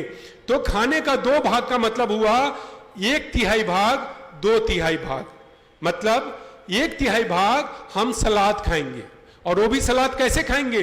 पहले सलाद को खाएंगे। अभी तक हम लोग सलाद खाते हैं, पर सलाद कैसे खाते हैं? 1 बाइट रोटी का लेते हैं या राइस का लेते हैं, और दूसरा बाइट सलाद का लेते हैं। पर आज के बाद से हम ऐसा नहीं करेंगे, आज के बाद से पहले हम सलाद को खाएंगे। इसके क्या बेनिफिट्स है वो मैं बाद में बताऊंगा। अभी केवल ये समझिए कि खाने का आज के बाद से 2 भाग हो गया, 1 भाग 1/3 भाग, मतलब यदि हम 3 रोटी खाते हैं तो 1 रोटी के बराबर हम सलाद खाएंगे, और 2 रोटी आप खाएं। रोटी सब्जी खाने में, भात खाने में, कुक्ड राइस खाने में कोई एतराज नहीं है, आप उसको खाएं। दूसरा, दिन के खाने में यदि हमें सर्दी खांसी जुकाम अस्थमा नहीं है, तो दिन के खाने में बटर मिल्क या दही कर्ड जरूर अपने खाने में उसको इंक्लूड कीजिए, दही को या बटर मिल्क को। अब दिन का खाने का कार्यक्रम खत्म हुआ, शाम में हम चलेंगे 3 से 5। पूरे भारत, जैसा कि संदीप जी ने बताया, भारत साउथ इंडिया को आप छोड़ देंगे तो भारत का ऐसा कोई भाग नहीं है जहां पे मैं नहीं जाता हूं और डायबिटीज के बारे में हम सेमिनार कंडक्ट करते हैं और लोगों को प्रेरित करते हैं कि कैसे डायबिटीज फ्री लाइफ जीना है। 3 से 5 के बीच में मैं देखता हूं पूरे भारत में चाय लेके चाय वाला घूम रहा है। 3 से 5 के बीच में हम सब लोग चाय बिस्किट चाय बिस्किट चाय बिस्किट लेते हैं कि नहीं लेते हैं? अब न चाय में न्यूट्रिशन नहीं है, ऊपर से जो ही चाय पीजिएगा आपका बॉडी एसिडिक हो जाता है, जबकि बॉडी को एसिडिक नहीं होना चाहिए। हम चाय पिए और बॉडी एसिडिक हुआ। तो 3 से 5 के बीच में मैं चाय पीने पे मना नहीं करता हूं, आप चाय पिए, पर चाय पीने के पहले 2 काम कर ले। पहला, थोड़ा सा कोई फल खा ले या सलाद खा ले या अंकुरित अनाज खा ले और पानी पी ले, क्योंकि पानी के पीने से आपका बॉडी अल्कानाइज होता है, और चाय पिएंगे तो एसिडिटी होगा, बॉडी के पीएच को न्यूट्रल करेगा। आप समझ रहे हैं? तो कभी भी चाय पीने के पहले हमें थोड़ा सा पानी पीना चाहिए। और शाम के समय जो आपको मैं बताया कि फल खाना है, अंकुरित अनाज खाना है, इसमें न्यूट्रिशन है, और साथ में फल में फाइबर होता है। फाइबर का कितना महत्व है हमारे जीवन में वो मैं आपको बाद में बताऊंगा। पहले हम इतना समझते हैं कि शाम के समय या तो हम सलाद खा लेंगे या अंकुरित अनाज या फल। कितना खाना है मर्जी आपकी, मेरे तरफ से कोई कंडीशन नहीं है कि 200 ग्राम खाना है, 100 ग्राम खाना है, 50 ग्राम खाना है ना, आपकी मर्जी। तो बस 1 पीस खा ले, उसके बाद आप चाय पी लें। रात के खाने में आप चलेंगे तो रात के खाने में फिर से 1/3 भाग 2/3 भाग, 1/3 भाग हमें सलाद खाना है और 2/3 भाग हम जो खाना खाते हैं वो खाना खाएंगे। अब सलाद की जब बात आई है तो लोगों के मन में भ्रम होता है कि सलाद में क्या खाएंगे क्या नहीं खाएंगे। क्यों? गाजर मीठा होता है, चुकंदर बीट मीठा होता है, हम इसका सलाद खाएंगे कि नहीं खाएंगे। मैं आपके ध्यान में लाता हूं, हम सलाद हर चीज का खाएंगे, चाहे वो बीट हो, चुकंदर हो, कैबेज हो। पर प्रेफरेंस सबसे अच्छा सलाद किसका होगा? डायबिटीज वाले के लिए। तो डायबिटीज वाले के लिए सबसे अच्छा सलाद माना गया है टमाटर का। जानते हैं क्यों? यदि आप अमेरिका चले जाएंगे, अमेरिका बहुत डेवलप्ड नेशन है, वहां पे आपका शुगर कंट्रोल नहीं होगा तो डॉक्टर साहब अलग से एक टैबलेट लिख के देते हैं। उस टैबलेट का नाम होता है क्रोमियम। क्रोमियम का टैबलेट देंगे, और टमाटर में क्रोमियम पाया गया है। हमारे टमाटर में नेचुरल रूप से क्रोमियम पाया गया है, जो बाहर में आप जाएंगे तो केमिकल एलोपैथिक मेडिसिन लिखा जाएगा। तो यही कारण है कि हमें सलाद में सारे चीज को खाना है, पर जब मौका मिले तो हमें टमाटर पे ध्यान रखना है। सब्जी में हमें कौन सा सब्जी खाना है और कौन सा सब्जी नहीं खाना है। तो एक आलू, बटाका, पोटैटो, आप समझ रहे हैं, आलू को, उसका सब्जी थोड़ा सा कम खाना है, बाकी सारे सब्जी का सेवन करना है। पर 5 सब्जी ऐसा है जिसका सेवन हमें ज्यादा से ज्यादा करना है। क्यों? क्योंकि इस 5 सब्जी में क्रोमियम ज्यादा पाया गया है। आप समझ रहे हैं, इस 5 सब्जी में क्रोमियम ज्यादा पाया गया है। उस 5 सब्जी का नाम है, पहला बैगन, दूसरा भिंडी, तीसरा करेला, चौथा सहजन। सहजन समझते हैं, ड्रम स्टिक, इतना बड़ा बड़ा होता है, ड्रम स्टिक, और 5वां कैबेज। फिर से मैं बताता हूं, बैगन, भिंडी, करेला, सहजन और कैबेज। ये 5 सब्जी हमारे लिए बहुत अच्छा है। हम डायबिटीज वाले के लिए 5 सब्जी अच्छा है। जब भी हमें मौका मिलना चाहिए इस सब्जी का सेवन करना चाहिए। अब मैं आपके ध्यान में लाता हूं, आप देखें कि हमने कहा कि सुबह का शुरुआत हमें अंकुरित अनाज से करना है। हमने आपको बताया कि हमें सलाद खाना है। ऐसा क्यों? ऐसा इसके लिए कि आप देखेंगे कि डॉक्टर साहब से जब आप शुगर का टेस्ट कराने जाएंगे तो डॉक्टर साहब कहेंगे पहले फास्टिंग शुगर करेंगे, और फास्टिंग शुगर के बाद आपको कुछ खिलाया जाएगा, और खिलाने के कितना घंटा के बाद आपको बुलाया जाता है? 2 घंटा के बाद। इसका मतलब हमने जो खाना खाया उसका शुगर 2 घंटे में बन जाता है। पर जो हम सलाद खाते हैं, जो अंकुरित अनाज खाते हैं, उसका शुगर बनने में 3 घंटा लगता है। 3 घंटा से ज्यादा लगेगा। मतलब हमारे शरीर में एक बार में शुगर नहीं बन रहा है। दूसरा, जो कच्चा अनाज होता है, अंकुरित अनाज या सलाद, उसके शुगर बनने की प्रक्रिया धीरे धीरे होता है, एक बार में शुगर नहीं बनता है। और तीसरा, यदि 100 ग्राम हमने सलाद खाया तो 100 ग्राम, मेरी बात को ध्यान से सुनेंगे, बहुत इंपॉर्टेंट बात मैं बता रहा हूं। हमने 100 ग्राम सलाद खाया तो 100 ग्राम सलाद में जो कार्बोहाइड्रेट है उससे 10 ग्राम शुगर बना। मेरे हिसाब को समझेंगे कि 100 ग्राम सलाद के खाने से 10 ग्राम शुगर बनता है। तब उस कच्चा अनाज को पचाने के लिए डाइजेस्टिव सिस्टम को 12 ग्राम शुगर चाहिए। मतलब उस पूरा के पूरा शुगर को शरीर खुद यूज कर लेता है, तो हमारे ब्लड में शुगर नहीं बढ़ेगा। आपके ध्यान में आ रहा है? और तीसरा सबसे बड़ी बात मैं आपको बताता हूं कि ये इस टेबल पे पानी गिर जाता है, तो पानी गिर जाएगा, हमारे पास कपड़ा नहीं है, स्पंज है, तो स्पंज को डालेंगे तो पानी को सोख लेगा। फिर हमको पानी को बाहर जाके स्विच करेंगे, फिर डालेंगे तो पानी को सोखेगा। ठीक उसी प्रकार से जो हमने अंकुरित अनाज खाया, हमने जो सलाद खाया, उसका फाइबर, जब कार्बोहाइड्रेट शुगर बनता है तो शुगर जब ब्लड में जाता है तो पहले फाइबर खुद शुगर को एब्जॉर्ब करेगा, वो ब्लड में जाने नहीं देगा। जब उससे जो शुगर बचेगा उतना ही शुगर को ब्लड में जाने देता है, और जब ब्लड में शुगर नीचे आना शुरू हो जाएगा, आपका शरीर यूज करेगा, तो फाइबर शुगर को रिलीज करना शुरू कर देता है। कुदरत का कितना अच्छा नियम है, आप समझ रहे हैं? कुदरत का कितना अच्छा नियम है कि फाइबर पहले खुद शुगर को एब्जॉर्ब करेगा, और जब ब्लड में शुगर नीचे आना शुरू करेगा, चूंकि हमारा शरीर यूज कर रहा होता है, तो फाइबर क्या करता है? शुगर को रिलीज कर देता है। पर हमें मालूम ही नहीं है। यदि आपके खाने के बाद पीपी में शुगर बहुत ज्यादा बढ़ा है तो डॉक्टर साहब एक दवा लिख देंगे, भोगलीबोस, ये केमिकल है, सॉल्ट है, क्या नाम है उसका? भोगलीबोस। मैं आपके ध्यान में लाता हूं कि खाने में इस तरीके से परिवर्तन लाएंगे तो 100% शुगर को नीचे आना पड़ेगा, बिना दवा खाए हुए शुगर को नीचे आना पड़ेगा। तो आप इन बातों को ध्यान से सुनेंगे, समझेंगे। दूसरा, खाने पीने का चैप्टर खत्म हुआ तो हमने आपको 2 चैप्टर बताया, पहला जियोग्राफी, दूसरा खाना पीना, तीसरा सोना। सोना हमारे लिए बहुत जरूरी है, आप समझ रहे हैं? और अपने देश में हमारे देश में सोने पे हम लोग कभी चर्चा नहीं करते थे, क्योंकि हम लोग क्या करते थे 8 से 9 बजे के बीच में सो जाते थे, इसलिए भारत में सोने पे कभी भी चर्चा नहीं होता था। पर आज के दिन में हमारे घर में टीवी आ गया है, टीवी, और टीवी को भी लगा कि भारतीय समाज को मैं बर्बाद नहीं कर पाया, टीवी को ऐसा लगा कि भारतीय समाज को मैं बर्बाद नहीं कर पाया, तो अमेरिका में इसका एक दोस्त बैठा हुआ था, उसको फोन किया कि हमारा दोस्त, हम भारतीय समाज को बर्बाद नहीं कर पाए, तो उसका दोस्त अमेरिका से आया और हम सब लोगों को बर्बाद करने पे तुला हुआ है। उसका नाम है व्हाट्सएप। आपने सुना है व्हाट्सएप का नाम? रात में 10 बजे के बाद, 11 बजे के बाद ज्यादातर लोग, हम लोग इसलिए जागते हैं कि हमको टीवी देखना होता है, और नहीं तो व्हाट्सएप पे हम लगे रहते हैं। जबकि हमारे शरीर में, मेरी बातों को ध्यान से सुनेंगे, हमारे शरीर में बायोलॉजिकल क्लॉक लगा हुआ है, घड़ी लगा हुआ है, और जो कुदरत है, नेचर है, उसमें एक घड़ी लगा हुआ है। इस दोनों घड़ी को आपस में जब मिलेगा तो हमें साउंड स्लीप आता है, गाढ़ी निद्रा। गाढ़ी निद्रा आना जरूरी है। अब देखें कि प्रकृति सोने कब जाती है? रात में, शाम में। आप मुंबई से बाहर कहीं गांव में चले जाएं, पक्षी का बोलना बंद हो गया, मतलब प्रकृति सोने गई। और सुबह 5:30 बजे आप बाहर निकल जाएं, 4:30 बजे आप बाहर निकल जाएं, सुबह के 4:30 बजे, तो पक्षी बोलना शुरू कर देता है। इसका मतलब प्रकृति जाग गई।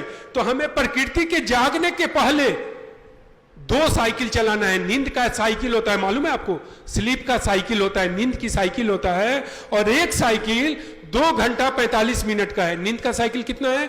2 घंटा 45 मिनट का। और हम लोग को 2 साइकिल चलाना है अपने शरीर को स्वस्थ रखने के लिए। तो आप देखेंगे 2 साइकिल का मतलब हुआ 5 आवर्स 30 मिनट्स। 5.5 घंटा हम लोग को सोना चाहिए। और वो सोना 5.5 घंटा कब होना चाहिए? सुबह के 4:30 के पहले, क्योंकि 4:30 बजे के बाद प्रकृति जागना शुरू हो जाती है। तो 4:30 के पहले आप 5.5 घंटा को गिनेंगे तो हम लोग रात के जा रहे हैं 11 बजे। 11 बजे के आजू बाजू आसपास में हम लोग को सो जाना चाहिए। पर आज के दिन में हम लोग कितने बजे सो रहे हैं? 12 बजे, 12:30 बजे, 1 बजे। और घर पे कोई काम नहीं है, जो लोग काम कर रहे हैं और लेट से सोए, कोई परवाह नहीं है। पर हम लोग सोते किसके लिए हैं? व्हाट्सएप के कारण। अब देखिए हमारे शरीर में बायोलॉजिकल क्लॉक है और नेचर में क्लॉक है। मैं एग्जाम्पल के द्वारा बताता हूं। आपका कोई दोस्त, आपके परिवार का कोई सदस्य अमेरिका गया हो, तो अमेरिका जाने के बाद उससे आप ये मत पूछें कि आप कैसे हैं। उनसे आप ये पूछें कि रात में नींद अच्छी आई। वो कहेंगे नींद अच्छी नहीं आ रही है। जानते क्यों? क्योंकि वो 16 घंटे में अमेरिका पहुंच गए। और अमेरिका, यहां जब रात होता है तो अमेरिका में क्या होता है? दिन होता है। उनका बायोलॉजिकल क्लॉक नेचर के क्लॉक के साथ सिंक्रोनाइज नहीं हुआ है, इसके कारण नींद नहीं आती है। और उससे भी बड़ा कारण, इससे भी बड़ा कारण मैं आपको बताता हूं कि पूरे दिन हमारे शरीर में टॉक्सिन जाता है, और दूसरा हमारा सेल्स डैमेज होता है। तो कुदरत ने, हमारे ईश्वर ने, हमारे खुदा ने हमारे लिए टाइम फिक्स किया है 11 से 3, 4 घंटा। जब आप सो जाएंगे तो आपके शरीर से टॉक्सिन को बाहर निकाला जाता है और आपके सेल्स को जो डैमेज हुआ है वो रिपेयर किया जाता है। यदि आप 12 बजे सोने जाते हैं तो टाइम मिलता है 3 घंटा, 1 बजे तो 2 घंटा, 2 बजे तो 1 घंटा, जबकि कुदरत को टाइम कितना चाहिए? 4 घंटा। और कुदरत का पैमाना फिक्स होता है, कुदरत के पैमाने में कोई कमी नहीं आती है। तो यदि हमें बहुत ज्यादा काम नहीं हो तो रात के 11 बजे हमें सोना चाहिए। तो आप देखेंगे हमने 3 दिशा पे चर्चा किया। पहला जियोग्राफी, दूसरा खाना पीना, तीसरा सोना, चौथा शारीरिक श्रम। शारीरिक श्रम का कोई सब्स्टिट्यूट नहीं है। और शारीरिक श्रम के बारे में हम लोग क्या सोचते हैं कि सुबह में आधे घंटे हमने वॉकिंग कर लिया, काम खत्म हो गया। अरे पूरे दिन में हम लोग चाय, नाश्ता, पानी, खाना कितनी बार करते हैं? 3 से 4 बार करते हैं। पर वॉकिंग, फिजिकल एक्सरसाइज में 1 बार सुबह में हम कर लेते हैं तो हम ऐसा समझते हैं कि काम हो गया। अब मैं आपके ध्यान में लाता हूं कि हमें छोटी छोटी बहाना ढूंढना है। दिन में भी 1 बार सुबह में 30 से 40 मिनट वॉकिंग करने के बाद, ज्यादा नहीं, 100-200 कदम आप दिन में चला करें। यदि लिफ्ट है और सीढ़ी है तो आप क्या करें कि 3रे महल तक आपको जाना है तो 2 महल तक लिफ्ट से जाएं और 1 फ्लोर किससे जाएं? सीढ़ी से चल के जाएं। आप देखेंगे कि अभी मैं एयरपोर्ट से आया हूं, एयरपोर्ट पे ट्रेवलेटर लगाया हुआ है। सारे लोगों को मैं देखता हूं कि ट्रेवलेटर पे चले जाते हैं। हमें ट्रेवलेटर पे नहीं जाना चाहिए। ट्रेवलेटर किसके लिए बना है? ट्रेवलेटर बना है बुजुर्ग के लिए, बीमार के लिए। हमारे और आपके लिए ट्रेवलेटर नहीं बना है।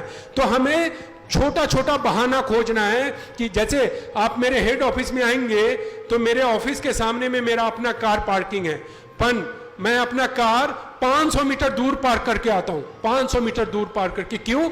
कि हमें कंपलसरी 500 मीटर का वॉकिंग हो जाएगा। अब मैं आपके ध्यान में लाता हूं कि हम जियोडाइफिन का सेवन करते हैं, हम खाने पीने में थोड़ा सा परिवर्तन करते हैं, हम सोने में थोड़ा सा परिवर्तन करते हैं, हम शारीरिक श्रम को अडॉप्ट करते हैं। तो मैं 99.99 नहीं, 100% का मैं विश्वास दिलाता हूं कि हम डायबिटीज फ्री जीवन जिएंगे। और डायबिटीज फ्री जीवन जीने का मतलब होता है कि हमारा हार्ट, किडनी, लिवर स्वस्थ होना शुरू हो जाता है। जो डैमेज हुआ वो डैमेज नहीं होता है। अब जियोडाइफिन लेने का तरीका है, सुबह में नाश्ते से पहले 100 ml ल्यूक वार्म वाटर को लेना है, गुनगुना पानी को लेना है, उसमें 30 ड्रॉप्स को लेना है। और रात में खाने के आधे घंटे के बाद फिर से 100 ml ल्यूक वार्म वाटर लेना है और उसमें 30 ड्रॉप्स को लेना है। शुरू में हमें एलोपैथ दवा को बंद नहीं करना है, क्योंकि आपका जियोडाइफिन बीटा सेल को रीजनरेट करेगा। 2 दिन, 4 दिन, 5 दिन, 10 दिन में बीटा सेल रीजनरेट नहीं होगा। तब तक हमें एलोपैथ दवा खाना होता है। 4 से 6 महीना, 7 महीना, 8 महीना जाते जाते आपका एलोपैथ दवा बंद हो जाता है। तो शुरू में हमें एलोपैथ दवा बंद नहीं करना है और इसको हम लेंगे। पर मैं इतना आपके ध्यान में लाता हूं कि 15 से 25 दिन जाते जाते, केवल 15 से 25 दिन जाते जाते आपकी जो शारीरिक तकलीफ है, यहां पे दर्द होना, यहां पे दर्द होना, शाम के समय सुस्ती होना, उसमें करीब 30 से 50% का राहत मिलेगा शारीरिक श्रम में। भले ही आपका शुगर जो है वो शायद ना घटे 15 से 25 दिन में, पर जो शारीरिक तकलीफ है उसमें 30 से 50% का रिलीफ मिलेगा। और 1 महीना पूरा होते होते आपका शुगर लेवल नीचे आना शुरू हो जाएगा। मोटे तौर पे आप देखेंगे कि हम एलोपैथ दवा ले रहे होते हैं, इंसुलिन ले रहे होते हैं, फिर भी शुगर लेवल बढ़ा होता है। तो जब शुगर लेवल धीरे धीरे 120 के आजू बाजू आ जाता है तो हम एलोपैथ दवा को धीरे धीरे कम करते हैं, हम इंसुलिन को धीरे धीरे कम करेंगे। इसके बारे में हमारे यहाँ पे महाराष्ट्र के हमारे संयोजक हैं संदीप तलवार जी, वो भी आपको इसके बारे में गाइड करेंगे, आपको एडवाइज करेंगे। और इवन आप अपने फैमिली फिजिशियन से मिलेंगे तो आपके दवा को कम करेंगे, या जैसे भी होगा हम आपको बताएंगे कि कैसे कम करना है। पर शुरू में उसको कम नहीं करना है। शुरू में हमें जियोडाइफिन को 2 बार लेना है, पर 2 परिस्थिति में जियोडाइफिन को 3 बार लेना है। मोटे तौर पे हमें केवल 2 ही बार लेना है, पर 2 परिस्थिति ऐसा है जहां पे जियोडाइफिन को 3 बार लेना है। पहला परिस्थिति है कि यदि हम इंसुलिन का इंजेक्शन ले रहे हैं, जैसे आप देखेंगे कि कुछ लोग ऑलरेडी इंसुलिन का इंजेक्शन लेते हैं, तो इंसुलिन के इंजेक्शन के केस में 3 बार लेना है। सुबह में नाश्ते से पहले, दिन में खाने के बाद, रात में खाने के बाद। और दूसरा, आप देखेंगे कि डायबिटीज होने के बाद एक छोटा सा जख्म हो जाता है, घाव हो जाता है, घाव हील नहीं होता है, तो डॉक्टर साहब उसका क्या इलाज करते हैं मालूम है आपको? वो कहेंगे कि इसको सर्जरी करके कट कर दो। अब डॉक्टर साहब से आप पूछेंगे कि ये जो कट करेंगे तो जख्म हुआ कि नहीं, ये जख्म भरेगा? तो डॉक्टर साहब कहेंगे ईश्वर के ऊपर छोड़ दो, अपने खुदा के ऊपर छोड़ दो। और यदि ये जख्म नहीं भरा तो डॉक्टर साहब अब आपको क्या कहेंगे? यहां से कट करना पड़ेगा, फिर यहां से कट करना पड़ेगा। कितनी मानसिक त्रासदी से हमारे डायबिटीज वाले सफर करते हैं। पर मैं आज सब लोगों को विश्वास दिलाता हूं कि घाव हील होगा। वहां पे करना क्या है कि जियोडाइफिन को 3 बार लेना है, सुबह नाश्ते से पहले, दिन में खाने के बाद, रात में खाने के बाद। दूसरा, उसी जियोडाइफिन को कॉटन पे, रुई पे लेके और जहां जख्म है वहां लगाना है 2 बार। उसी जियोडाइफिन को जख्म पे लगाएंगे। 15 से 20 दिन जाते जाते हमारे जख्म को हील होना है। कितनी बड़ी बात है। नहीं तो डायबिटीज वाले के लिए मानसिक त्रासदी होता है, यदि घाव हो जाए तो घाव हील नहीं होता है। तो जियोडाइफिन को आप देखेंगे कि जियोडाइफिन हमें डायबिटीज फ्री लाइफ जीने में मदद करता है, पर मोटे तौर पे जियोडाइफिन के 2-3 और अच्छे गुण है। जियोडाइफिन लेने से हमें और 2-3 फायदा होता है। पहला फायदा होता है कि यदि गैस एसिडिटी कॉन्स्टिपेशन है तो 5 से 7 दिन जाते जाते गैस एसिडिटी कॉन्स्टिपेशन में हमें राहत मिलता है। लोग आपको कहेंगे कि मुझे कॉन्स्टिपेशन, मुझे एसिडिटी पिछले 20 सालों से एसिडिटी है, मैं दवा खा खा के परेशान हो गया। अब उनको कहेंगे कि उस बात को आप एक तरफ रख दें, जियोडाइफिन ले, 5 से 7 दिन जाते जाते गैस एसिडिटी कॉन्स्टिपेशन में राहत मिलेगा। कभी कभी 1-2 दिन आगे पीछे होगा, आप समझ रहे हैं, पर गैस एसिडिटी कॉन्स्टिपेशन को जाना पड़ेगा। तीसरा, माइग्रेन हेडेक का आप नाम समझते हैं? सिर में दर्द होता है, आदसीसी, एक बार हो गया तो 4 घंटे से 72 घंटे होता है। हम त्राहिमाम मचाने लगते हैं। केवल आप दवा खाएंगे तो राहत मिलेगा, हर महीने आएगा, पर कंप्लीट राहत कभी नहीं मिलेगा। मैं आपको विश्वास दिलाता हूं, जियोडाइफिन लेंगे तो पहले महीने में आपको कोई राहत नहीं मिलेगा माइग्रेन हेडेक में, दूसरे महीने में कोई राहत नहीं मिलेगा, पर तीसरे महीने से माइग्रेन हेडेक को जाना पड़ेगा। माइग्रेन हेडेक आपको कभी नहीं आएगा। क्यों समझते हैं आप? माइग्रेन हेडेक का मुख्य कारण है हमारे ब्रेन को प्रॉपर एनर्जी नहीं मिलता है। ब्रेन को जब प्रॉपर एनर्जी नहीं मिलता है और शरीर में टॉक्सिन लेवल बढ़ जाता है और किसी कारण से आपने तनाव ले लिया या एसिडिटी बढ़ गया तो माइग्रेन हेडेक फ्लेयर अप हो जाता है। पर हमने क्या बताया है, जियोडाइफिन कोई दवा नहीं है। जियोडाइफिन शुगर को एनर्जी में कैसे तब्दील होगा, जो तंत्र काम करता है सारे तंत्र पे प्रभावी रूप से काम करके एनर्जी मैनेजमेंट पे काम करता है। फिर हमारे ब्रेन को जितना एनर्जी चाहिए, हार्ट को जितना एनर्जी चाहिए, किडनी को जितना एनर्जी चाहिए, एनर्जी देता है। और जब हार्ट को प्रॉपर एनर्जी देगा और आपके शरीर से टॉक्सिन को बाहर निकाल देगा, एसिडिटी को बाहर निकाल देगा, तो माइग्रेन हेडेक को जाना पड़ेगा। तो आप देखेंगे कि माइग्रेन हेडेक में भी इतना ही अच्छा काम करता है जितना अच्छा काम ये डायबिटीज पे करता है। और तीसरा है ब्लड प्रेशर का नाम आपने सुना है? ब्लड प्रेशर होगा तो डायबिटीज होगा तो ब्लड प्रेशर होगा। क्यों? ब्लड प्रेशर का मुख्य कारण होता है कि हमारे हार्ट को सही रूप से काम करने के लिए जितनी एनर्जी की जरूरत है उतनी एनर्जी नहीं मिलती। नतीजा होता है कि हमारे ब्लड में कोलेस्ट्रॉल का लेवल बढ़ जाता है, शुगर का लेवल बढ़ जाता है, ब्लड की विस्कोसिटी बढ़ जाती है, थिक हो जाता है। और हार्ट को इतनी एनर्जी नहीं है जितनी एनर्जी चाहिए, तो ब्लड सर्कुलेशन सही से नहीं हो पाता है, हार्ट प्रेशर डाल के काम करता है। पर जियोडाइफिन लेने से हमने आपको क्या बताया कि जितनी एनर्जी चाहिए उतनी एनर्जी देगी, कोलेस्ट्रॉल को घटाता है, शुगर को घटाएगा, मतलब ब्लड की विस्कोसिटी को नॉर्मल रेंज में लाता है। और नतीजा होगा कि ब्लड प्रेशर को जाना पड़ेगा। तो लेकिन ये सारे चीज का रिलेशन किससे है? एनर्जी से है। ब्लड प्रेशर का रिलेशन एनर्जी से है, शुगर का रिलेशन एनर्जी से है कि शुगर एनर्जी में तब्दील नहीं हो रहा है, माइग्रेन हेडेक का रिलेशन एनर्जी से है, थायराइड का रिलेशन एनर्जी से है। ये 4 बीमारी का देखेंगे कि 4 बीमारी को भारत में कहा गया है लाइलाज है। Diabetes, blood pressure, thyroid, migraine headache. जब तक आप दवा खाएंगे ठीक रहेगा, पर थायराइड के केस में भी आप दवा खा रहे हैं और शायद आपका थायराइड का लेवल मेंटेन है, पर फिर भी शारीरिक तकलीफ से गुजरना पड़ता है। उनको भी पूरे शरीर में जकड़न रहता है, थकावट जैसा रहेगा, शरीर मोटा होता जाता है, शाम के समय सुस्ती रहती है, ये सारे परेशानी के साथ गुजरते हैं। पर यदि हम जियोडाइफिन लेते हैं और खाने पीने में परिवर्तन करते हैं तो एनर्जी मैनेज होता है। एनर्जी मैनेज होने के कारण ये चारों बीमारी निकल जाता है। कौन कौन सा? डायबिटीज, थायराइड, माइग्रेन हेडेक और ब्लड प्रेशर। अब डायबिटीज में आप देखेंगे 2 कैटेगरी है। इस एक को हम कहते हैं डायबिटीज और एक को कहते हैं प्री डायबिटीज। प्री डायबिटीज आप समझते हैं कि हम बॉर्डर लाइन पे खड़े हैं, कभी भी हम डायबिटीज हो सकते हैं। प्री डायबिटीज का लक्षण मैं आपको बताता हूं, कैसे पता चलेगा कि हम प्री डायबिटिक हैं।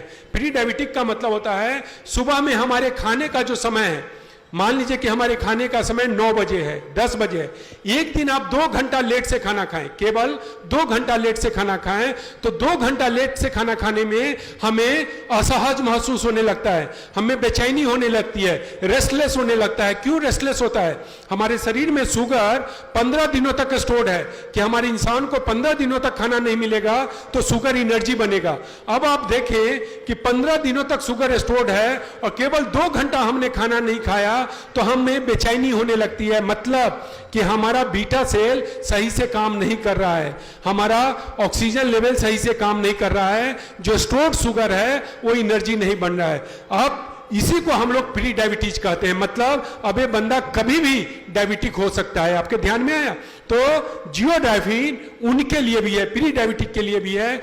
उनको ज्यादा नहीं, केवल 15 दिनों के लिए आप दें और 15 दिनों के बाद उनको कहें कि अब खाना 4 घंटे के बाद खाओ, 5 घंटे के बाद खाओ, उनको इतनी भी बेचैनी नहीं होगी। क्यों? क्योंकि जियोडाइफिन के देने से टॉक्सिन को बाहर निकालेगा, हमारे बीटा सेल को हेल्दी करेगा, हमारे हेमोग्लोबिन लेवल को मेंटेन करेगा। शुगर जो स्टोर्ड शुगर है, खाना भले ही हम नहीं खा रहे हैं, पर जो स्टोर्ड शुगर है उस स्टोर्ड शुगर को एनर्जी में तब्दील करेगा। नतीजा होगा कि हम डायबिटिक हो ही नहीं सकते हैं। और तीसरा कैटेगरी है नॉन डायबिटिक। यदि हमारा एज 30-35 से ऊपर हो गया है और हम नहीं भी डायबिटिक हैं और हमारे परिवार में किसी को डायबिटीज है और जियोडाइफिन के लेने से वो डायबिटीज फ्री हो गया है, तो हम जियोडाइफिन लेते हैं तो हम डायबिटीज हो ही नहीं सकते हैं। तो आप देखेंगे कि जियोडाइफिन डायबिटीज वाले के लिए है, प्री डायबिटीज वाले के लिए है, नॉन डायबिटिक के लिए है।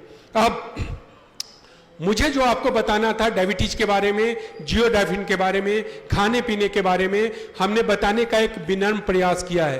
पर डायबिटीज और हेल्थ बहुत ही कॉम्प्लेक्स सब्जेक्ट होता है, कभी कभी कुछ चीजों को हम समझ नहीं पाते हैं। तो यहां से अब आपका सेमिनार यहां से आपका पाठ शुरू होगा। हमारा जो बताने का कार्यक्रम था हमने बता दिया। आपके मन में कहीं पे भी कोई शंका है डायबिटीज से लेके, जियोडाइफिन से लेके या खाने पीने से, तो आप निसंकोच होके हमसे सवाल करेंगे। चूंकि जैसा हमने बताया हमारे जीवन का एक ही मकसद है, हमारे एनजीओ का एक ही मकसद है कि लोग डायबिटीज फ्री लाइफ जिए, स्वस्थ लाइफ जिए। आप डॉक्टर साहब के यहाँ जाएंगे, डॉक्टर साहब के पास टाइम नहीं रहेगा कि आपसे ज्यादा चर्चा करेंगे। पर आज आपका भाई आपके बीच में आया है, आपको जगाने आया है, आपके मन के विश्वास को, जो विश्वास सो गया है उसको जगाने आया है कि नहीं, हम डायबिटीज फ्री होंगे। जब 1 लाख आदमी, 2 लाख आदमी डायबिटीज फ्री हो सकता है तो 2 करोड़ आदमी डायबिटीज फ्री क्यों नहीं हो सकता है? ये हम लोग को सवाल करना होगा। आप समझ रहे हैं? या तो डायबिटीज फ्री 1 आदमी को भी नहीं होना था। यदि 100 आदमी डायबिटीज फ्री होता है, 1000 आदमी डायबिटीज फ्री होता है, 1 लाख आदमी डायबिटीज फ्री होता है, तो फिर पूरा भारत डायबिटीज फ्री क्यों नहीं हो सकता है? ये सवाल हम लोगों को अपने आप से करना होगा। पर इसके पहले कि आप लोग कोई सवाल करें, मैं आप लोगों से निवेदन करता हूं कि आप लोगों ने इतनी गर्मी में भी बड़ी ही तल्लीनता, बड़ी ही तन्मयता के साथ मेरी बातों को सुना है और आप लोग अंदर ही अंदर संकल्प ले रहे हैं कि नहीं, हमें डायबिटीज फ्री लाइफ जीना है। सामूहिक रूप से हम लोग संकल्प ले रहे हैं कि डायबिटीज को हराना है। तो मैं इसके लिए आपको साधुवाद देना चाहता हूं और मैं आपसे निवेदन करता हूं कि आप अपने लिए एक बार ताली बजाएं।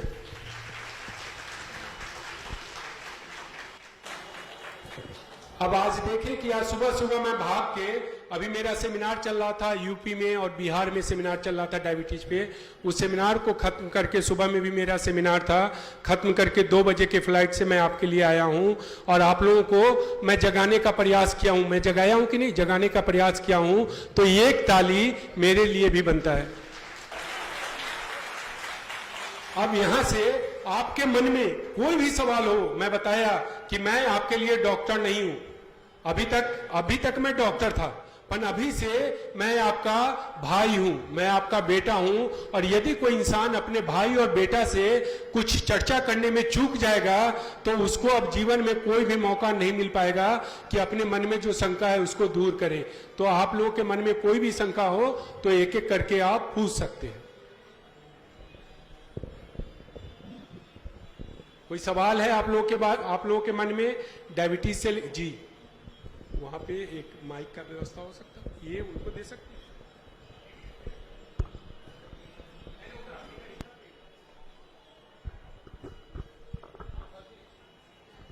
जिनको बोलना या लाइन पे आ जाओ।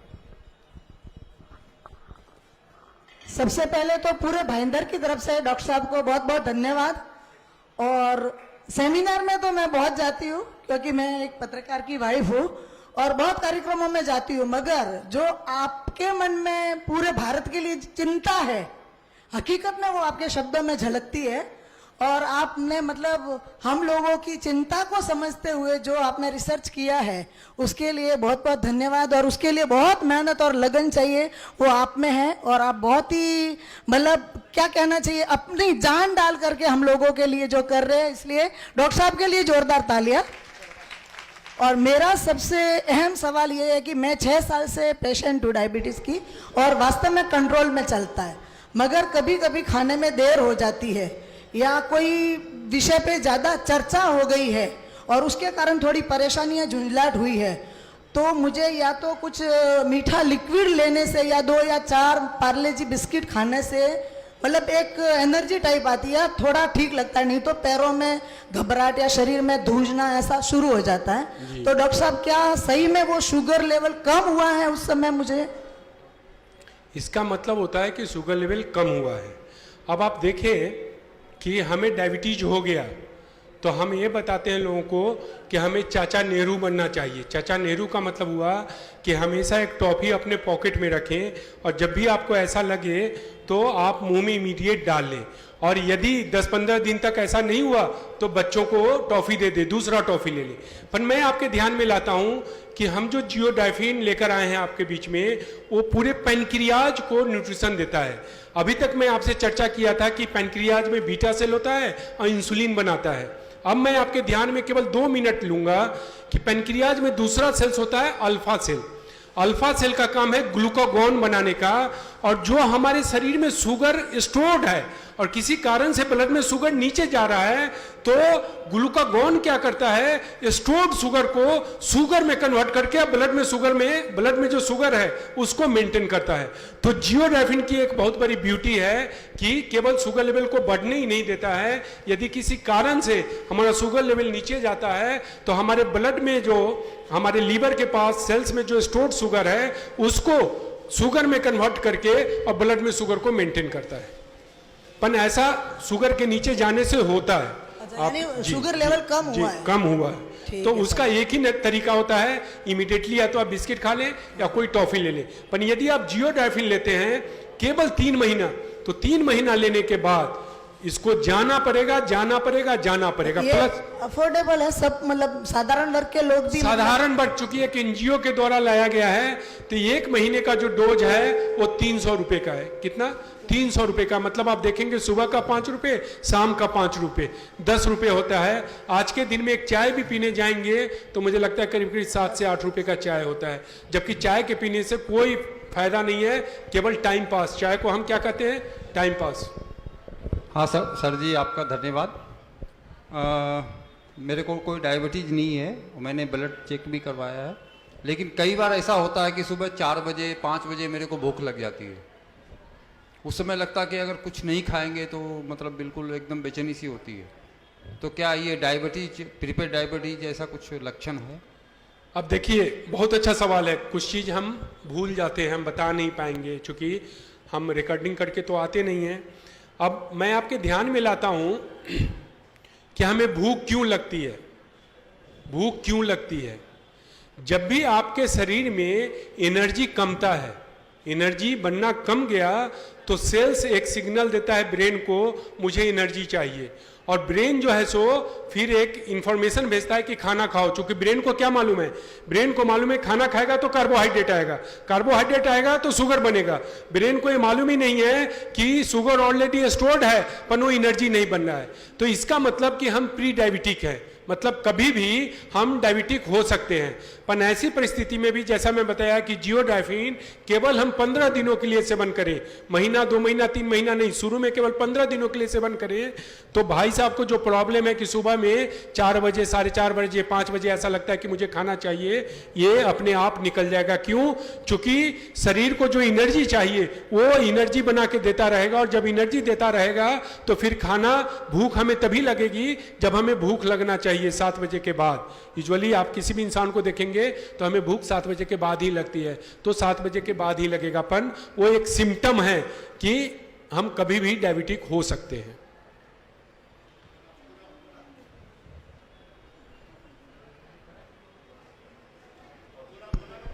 हेलो डॉक्टर साहब, मैं आपको इतना ही बोलना चाहता हूँ कि आप इतनी देर से जो है आपने डायबिटीज़ के बारे में बोला, वो बहुत बहुत इम्पोर्टेंट है। मुझे सिर्फ एक दो चीज़ की बोलना है कि जो हीमोग्लोबिन शरीर के अंदर कम से कम कितना % होना चाहिए, और दूसरा जो कोलेस्ट्रॉल जो बढ़ता है वो किस लिए बढ़ता है? गोली खाता है तो भी बढ़ता है। आज हमारा जो है बाईपास सर्जरी हो गया, अब कम से कम जो है अभी 14 महीना हो गया। 14 महीने से मैं कम से कम महीने का जो है 1-2 हज़ार का गोली खाता हूँ। मैं समझ गया। हाँ। अब मैं बताता हूँ हाँ, कि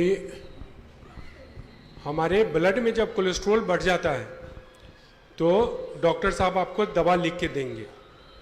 उस दवा से कोलेस्ट्रॉल 2 कदम नीचे आएगा, फिर 3 कदम ऊपर जाएगा। मतलब कभी भी वो खत्म, कोलेस्ट्रॉल एकदम नॉर्मल रेंज में नहीं आएगा। और यदि आपने 12 महीने तक कोलेस्ट्रॉल का दवा ले लिया, स्टेटिन बेस्ड दवा होता है, केमिकल जो जैसे हम लोग डायबिटीज में बोलते हैं ना ग्लिमिप्राइड, वैसे यहाँ पे स्टेटिन बेस्ड होता है। तो स्टेटिन बेस्ड दवा आपने ले लिया तो 12 महीने जाते जाते एक तो आपका कोलेस्ट्रॉल कंट्रोल नहीं हो रहा है, ऊपर से क्या होगा, ऊपर से आप डायबिटिक पेशेंट हो जाएंगे। 12 महीना जाते जाते एलोपैथ दवा से आपका एक तो कंट्रोल नहीं हो रहा है, दूसरा आप डायबिटिक पेशेंट हो जाएंगे। तो कोलेस्ट्रॉल को कम करना है तो मैं आपको कुछ उपाय बताता हूं। एक तो जैसा मैं बताया कि जियोडाइफिन के लेने से कोलेस्ट्रॉल नीचे आता है, पर कभी कभी कोलेस्ट्रॉल बहुत ज्यादा बढ़ा रहता है, 400-300 के आजू बाजू रहता है, तो हमें उसको जल्दी से जल्दी घटाना है। तो जल्दी से जल्दी नियंत्रित करने का तरीका है कि जियोडाइफिन के साथ 15 दिनों तक सुबह में 7 बजे से 9 बजे के बीच में 100 ml कुनकुना पानी ले लें, ल्यूकवार्म वाटर, थोड़ा सा गर्म पानी ले लें और उसमें 1 चम्मच हल्दी का मिला दें, हल्दी टर्मरिक पाउडर 1 चम्मच हल्दी का मिला दें। तो 15 दिन के अंदर वो भले ही 300 साल जो आप दवा खा के केवल थोड़ा सा ऐसे, दवा खाने से क्या हो रहा है, ये ऐसे हो रहा है, ऐसे हो रहा है, ऐसे हो रहा है, ऐसे हो, जो शुगर में भी होता है, शुगर में 2 कदम नीचे आएगा, 2 कदम ऊपर। तो 15 दिन जाते जाते कोलेस्ट्रॉल कहां पे आएगा मालूम है आपको? कोलेस्ट्रॉल नॉर्मल रेंज में आएगा। केवल 15 दिन में क्या करना है, जियोडाइफिन को लेना है और साथ में 15 दिन तक मॉर्निंग में 7 बजे से 9 बजे के बीच में हमें गर्म पानी में 1 चम्मच हल्दी का पाउडर लेना है। अब यदि हम चाहते हैं कि हमारा कोलेस्ट्रॉल कभी बढ़े ही नहीं, तो रात में यदि आप दूध पीते हैं, मोटे तौर पे बहुत सारे लोग हैं जो रात में दूध पीते हैं, तो उनको कम से कम महीने में 7 दिन कैसा दूध पीना चाहिए, दूध में 1 चम्मच हल्दी मिला के। देखिए मैं इतना घूमता हूं, मैं कितना ट्रैवल करता हूं, आप समझ रहे हैं, मुझे खुद नहीं पता चलता है कि मैं आज कहां पे हूं।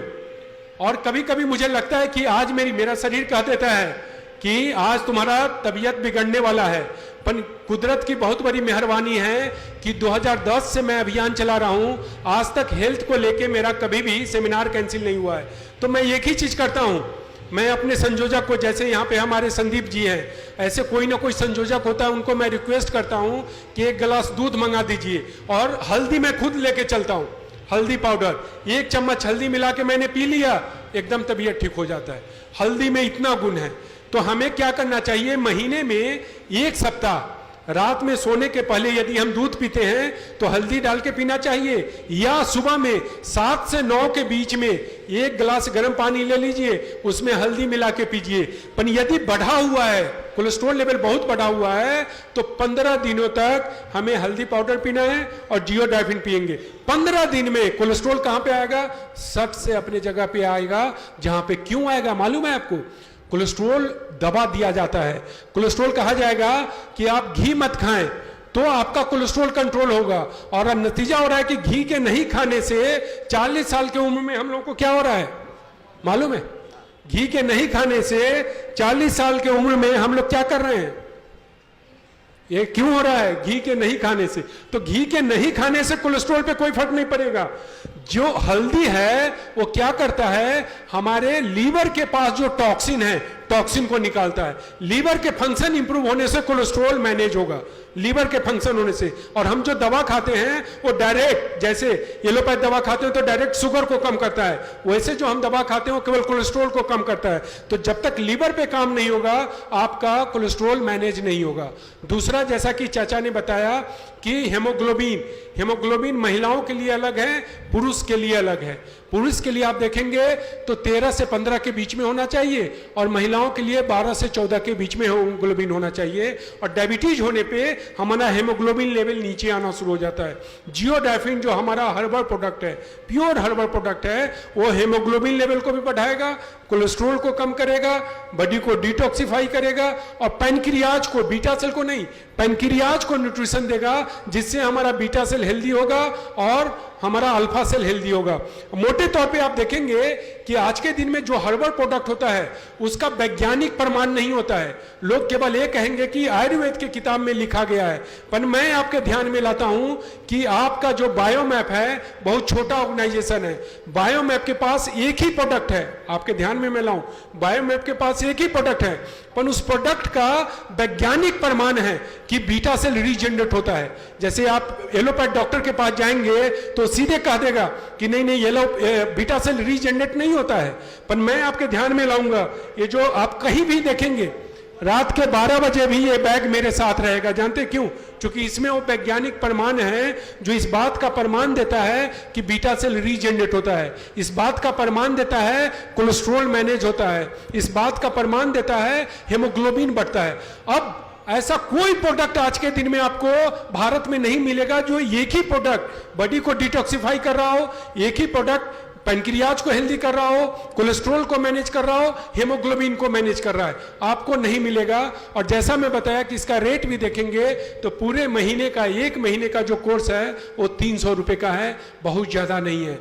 आप समझ रहे हैं? कभी कभी तो लोग मुझसे इससे पूछते हैं कि हम 1,000 2,000 का दवा खाते हैं और डायबिटीज में फर्क नहीं पड़ता है, तो 300 रुपए में क्या फर्क पड़ेगा? 300 रुपए में कोई फर्क नहीं पड़ेगा। पर हम लोग रेट को पकड़ के इसलिए रखे हैं कि एक सामाजिक संस्था का प्रोडक्ट है, ये प्रोडक्ट एक सामाजिक संस्था का। धन्यवाद डॉक्टर साहब, थैंक्स अ लॉट।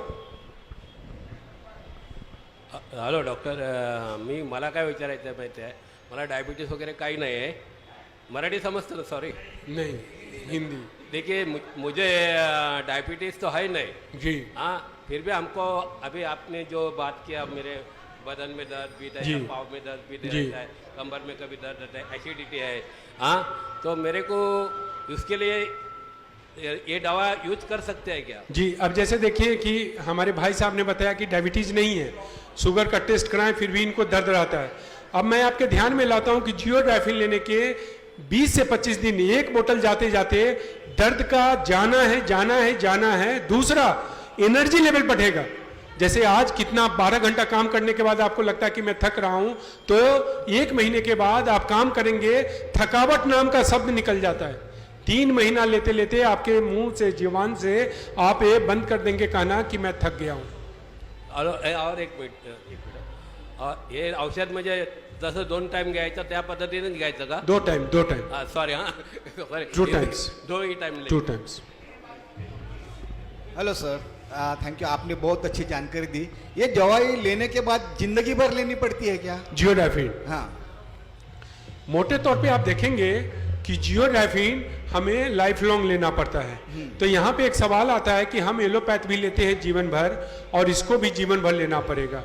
एलोपैथ लेने के बाद जैसा कि मैंने बताया कि एलोपैथ दवा खा रहे होते हैं फिर भी हमें शारीरिक तकलीफ से गुजरना पड़ता है, जबकि जियोडाफिन जो है वो दवा नहीं है। मेरे घर में हम 3 सदस्य हैं, मैं, मेरी वाइफ और मुझे एक बेटी है। हम तीनों आदमी को ईश्वर की कृपा, आप लोगों की शुभेच्छा से कुछ भी नहीं है, फिर भी हम लोग जियोडाफिन लेते। क्यों? टॉक्सिन को बाहर निकालना है। आज के दिन में हमारे शरीर में जो टॉक्सिन है कुदरती रूप से बाहर नहीं निकल रहा है। तो यदि हमारी आर्थिक स्थिति अच्छा नहीं है, क्योंकि हमारे समाज में सब लोगों की आर्थिक स्थिति भिन्न भिन्न प्रकार का है, तो 3 महीना तक तो हमें 2 टाइम लेना है, या डायबिटीज नॉर्मल होने तक हमें 2 टाइम लेना है। बाद में हमें लगता है कि हमारी आर्थिक स्थिति अच्छी नहीं है तो हम 1 बार लेंगे, या 30 ड्रॉप की जगह 15 ड्रॉप लेंगे तो भी काम चलेगा।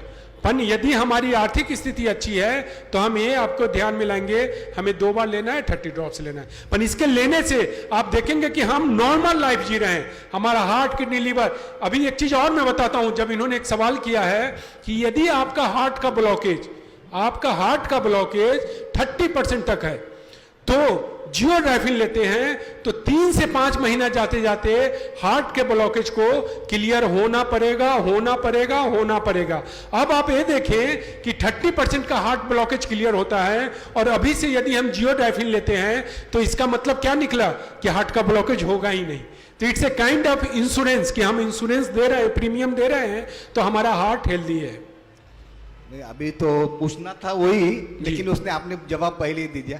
अभी ये बताइए, ये मिलेगा कैसे हमको जी? ये मिलेगा कैसे दवा? यहाँ पे जैसा कि मैं बताया, हमारे एक मित्र हैं संदीप तलवार जी, जितना समर्पित मैं बायोमैप के लिए हूँ और डायबिटीज के लिए हूँ, उतना ही समर्पित संदीप तलवार जी हैं। संदीप जी 1 मिनट यहाँ आ जाएंगे। ये हमारे मित्र हैं संदीप जी। ये जितना समर्पित मैं पूरे भारत के लिए हूं, उतना समर्पित आपके लिए यहाँ पे हैं। और फिर भी कहीं पे भी कुछ परेशानी रहेगा तो संदीप जी हमारे टच में रहते हैं। पूरे मार्गदर्शन के लिए हम आपके साथ में हैं जब तक कि आप स्वस्थ जीवन ना जी लें। अच्छा, यहाँ पे आप देखेंगे तो संदीप जी का नंबर है 9820981104। इसके बारे में कुछ किताबें वगैरह छपी है सर? एक हैंडबिल है, वो दिया जाएगा आपको जी। और हमारा वेबसाइट है, आप लोग हमारे वेबसाइट पे भी जाके पढ़ सकते हैं। बायोमैप BIOMAP बायोमैप.org.in वेबसाइट है, उस पे जाएंगे। मेरा यूट्यूब है, आप यूट्यूब पे जाएंगे, डॉक्टर RK सिंह डायबिटीज लिखेंगे तो आपको एक वीडियो मिल जाएगा। या आप जियोड्राइफिन डालेंगे, ये प्रोडक्ट है ना, जियोड्राइफिन यूट्यूब पे डालेंगे तो मेरा यूट्यूब मिलेगा, जो मैं आपसे चर्चा किया ये चर्चा वहां पे मिलेगा, तो आप उसको भी सुनेंगे। और यदि आप डायबिटीज फ्री होते हैं अगले 3 से 5 महीने में, तो ये हम सब लोगों का सामूहिक जिम्मेवारी है कि हम लोग घर घर पे इस संदेश को पहुंचाएं ताकि हमारा समाज डायबिटीज फ्री हो सके। जी, थैंक्स अ लॉट। सर, मेरे मिसेस को डायबिटीज है, लेकिन वो इंसुलिन और मेटफॉर्मिन लेती है हमेशा। तो आपका ये जियोडाइपिन जो दवाई लिए तो बंद करना पड़ेगा क्या कि चालू रखना है? जी, अब देखिए, मैडम को डायबिटीज है और इंसुलिन ले रहे हैं। इंसुलिन के बारे में मैं बताऊं कि आप किसी भी डॉक्टर साहब के पास चले जाएं तो डॉक्टर साहब ये बताएंगे कि इंसुलिन बंद नहीं होता है, पहला। दूसरा, इंसुलिन का डोज बढ़ता जाता होगा। आप सर से पूछेंगे तो शुरुआत हुआ होगा 5 यूनिट से, धीरे धीरे 8 यूनिट, 10 यूनिट, 12 यूनिट, 15 यूनिट, और उसके लेने के बाद भी शुगर लेवल 160 के ऊपर रहता होगा। मैडम का शुगर, इंसुलिन ले रहे होंगे, एलोपैथ दवा ले रहे होंगे, फिर भी शुगर लेवल 160 के ऊपर रहता होगा। अब आप सब लोगों के सामने में मैं इनको विश्वास दिलाता हूं कि इंसुलिन का डोज बंद होगा। क्यों? क्योंकि बीटा सेल का नंबर बढ़ रहा है। बीटा सेल के नंबर बढ़ने से इंसुलिन हमारे अंदर से निकलेगा। तो लेकिन जैसा कि मैं पहले बताया आपको कि जो लोग इंसुलिन का इंजेक्शन ले रहे हैं उनको जियोडाइफिन 3 बार लेना है, सुबह नाश्ते से पहले, दिन में खाने के बाद, रात में खाने के बाद। तो इंसुलिन का डोज धीरे धीरे एक बार में नहीं, 1 यूनिट 2 यूनिट 1 यूनिट 2 यूनिट धीरे धीरे कम करेंगे और एक समय आएगा 6 से 10 महीना इंसुलिन का इंजेक्शन बंद होना है। लेकिन अभी चालू ही रखने का है? अभी चालू रखना है। अच्छा, अभी इंसुलिन का डोज चालू रखेंगे, अभी एलोपैथ दवा चालू रखेंगे और साथ में जियोडाइफिन लेंगे। Good evening, Shailesh, son of Bhaskar Chauhan. मेरा एक सिंपल क्वेश्चन है कि इंसुलिन का जो मात्रा है, राइट, एक प्रमाण है, वो प्रमाण अभी ले रहे तो उससे भी आपका जो इंसुलिन लेने से डायबिटीज़ का जो मतलब शुगर का लेवल कम हो जाता है, लेकिन आपका ये बायोमेट्रिक्स लेने के बाद तो उसका भी इफेक्ट साइमल्टेनियसली करेगा ना? बायोमेट्रिक्स ले ले तो उससे भी आपका शुगर कम हो रहा है नहीं, और इंसुलिन से भी शुगर कम हो रहा है। तो मैं समझ गया। हम जो दवा ले रहे हैं वो डायरेक्ट शुगर पे काम कर रहा है। पर जो जियोड्राइफिन आप लेंगे इसका शुगर से कोई मतलब नहीं है, वो केवल बीटा सेल को रीजनरेट करेगा। तो बीटा सेल से इंसुलिन उतना ही निकलेगा जितना हमें जरूरत होता है, तो डायरेक्ट शुगर पे काम नहीं करता। नहीं तो आपका सवाल बहुत अच्छा है कि ये भी शुगर को कम करेगा और एलोपैथ दवा लेते हैं वो भी शुगर कम करेगा, तो शुगर लेवल सीधे नीचे चला जाएगा। शुगर लेवल नीचे चला जाएगा तो हमें कोमा में चले जाते हैं, पर ये डायरेक्ट शुगर लेवल पे काम नहीं करेगा, ये हमारे बीटा सेल पे काम करेगा। फिर भी 1 महीने के बाद हम अपने शुगर को टेस्ट कराएंगे और 120 के नीचे शुगर लेवल है तो हम एलोपैथ दवा बंद करें, धीरे धीरे घटाएंगे। इंसुलिन के केस में हर वीक में जहां दवा लेते हैं वहां 1 महीने के बाद टेस्ट कराना है। इंसुलिन के केस में हर सप्ताह हम अपने शुगर का टेस्ट कराएंगे, और जब शुगर लेवल 120 के नीचे रहना शुरू हो जाता है, जो कि जनरली नहीं रहता, 160 150 रहेगा, पर जब 120 के नीचे रहना शुरू हो जाएगा तो हम 1-1 यूनिट कम करेंगे। एक बार में 5 यूनिट 10 यूनिट कम नहीं करेंगे। और पहले यूनिट कहाँ का घटाएंगे? पहले रात का घटाएंगे। रात का जब आधा बच जाए, जैसे मैं एग्जाम्पल देके बताता हूं आपको कि 10 यूनिट इंसुलिन हम सुबह में ले रहे हैं और 10 यूनिट हम रात में ले रहे हैं, तो जब शुगर लेवल 120 के आजू बाजू आ जाएगा तो रात का जो इंसुलिन है उसको हम 1 यूनिट घटाएंगे। फिर 1 सप्ताह के बाद हमने देखा कि हमारा शुगर लेवल 120 है तो रात का 1 यूनिट घटाएंगे। अब 10 से घट के 5 आ गया तो 5 के बाद उसको रोक देंगे। अब सुबह का जो 10 यूनिट है उसको घटाएंगे। जब सुबह का 5 आ गया तो फिर रात का घटाएंगे, 1 2 3 4 5, अब रात का बंद हो जाएगा। फिर नेक्स्ट फेज में अब सुबह का जो 5 है उसको 1-1 घटाएंगे और अगले कुछ दिनों में जाके हमारा सुबह का भी इंसुलिन बंद हो जाएगा। ठीक उसी प्रकार से एलोपैथ दवा में सबसे पहले हम रात का दवा कम करेंगे।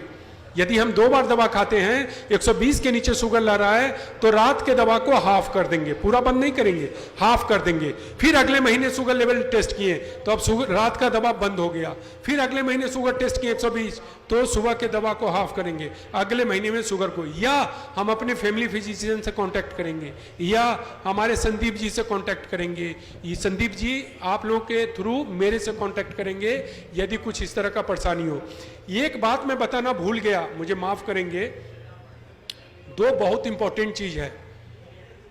यदि जियोडाइफिन हम ले रहे हैं और जियोडाइफिन लेने के 2 महीना हमने ले लिया और 2 महीने के बाद भी कोई फर्क नहीं पड़ रहा है, आप समझ रहे हैं, हमारे कहने पे आपने हम पे विश्वास किया और 2 महीने लेने के बाद भी आपको बहुत अच्छा फर्क नहीं पड़ रहा है, इसका मतलब ये मत समझिएगा कि जियोडाइफिन में प्रॉब्लम है। इसका मतलब ये होता है आपके शरीर में विटामिन डी की कमी हो गई है, तो आपको विटामिन डी का टेस्ट कराना चाहिए और विटामिन डी का अलग से टैबलेट लेना है या इंजेक्शन लेना है। पर एक बार विटामिन डी के टैबलेट और इंजेक्शन लेने से काम नहीं चलेगा। अभी से हर दिन सप्ताह में कम से कम 5 दिन हम लोग को 15 से 25 मिनट धूप में बैठना चाहिए। धूप समझते हैं आप? सन बाथिंग। और सन बाथिंग जैसे अभी मैं निकलूंगा दिन में, जैसे आप हैं, तो दिन में 1 घंटे भी सूरज के सामने रहेंगे तो फायदा नहीं होगा। सन बाथिंग का मतलब होता है कि जितना कम कपड़ा पहने, यदि हम टी शर्ट पहनेंगे, शॉर्ट्स पहनेंगे तो ज्यादा अच्छा रहेगा, या बनियान पहनेंगे तो मतलब ज्यादा से ज्यादा हमारे शरीर को एक्सपोज करना है। कितना देर के लिए? 15 से 25 मिनट हर दिन। दूसरा, कभी कभी आप देखेंगे कि हमारा शुगर लेवल एकदम नॉर्मल हो गया, पर अचानक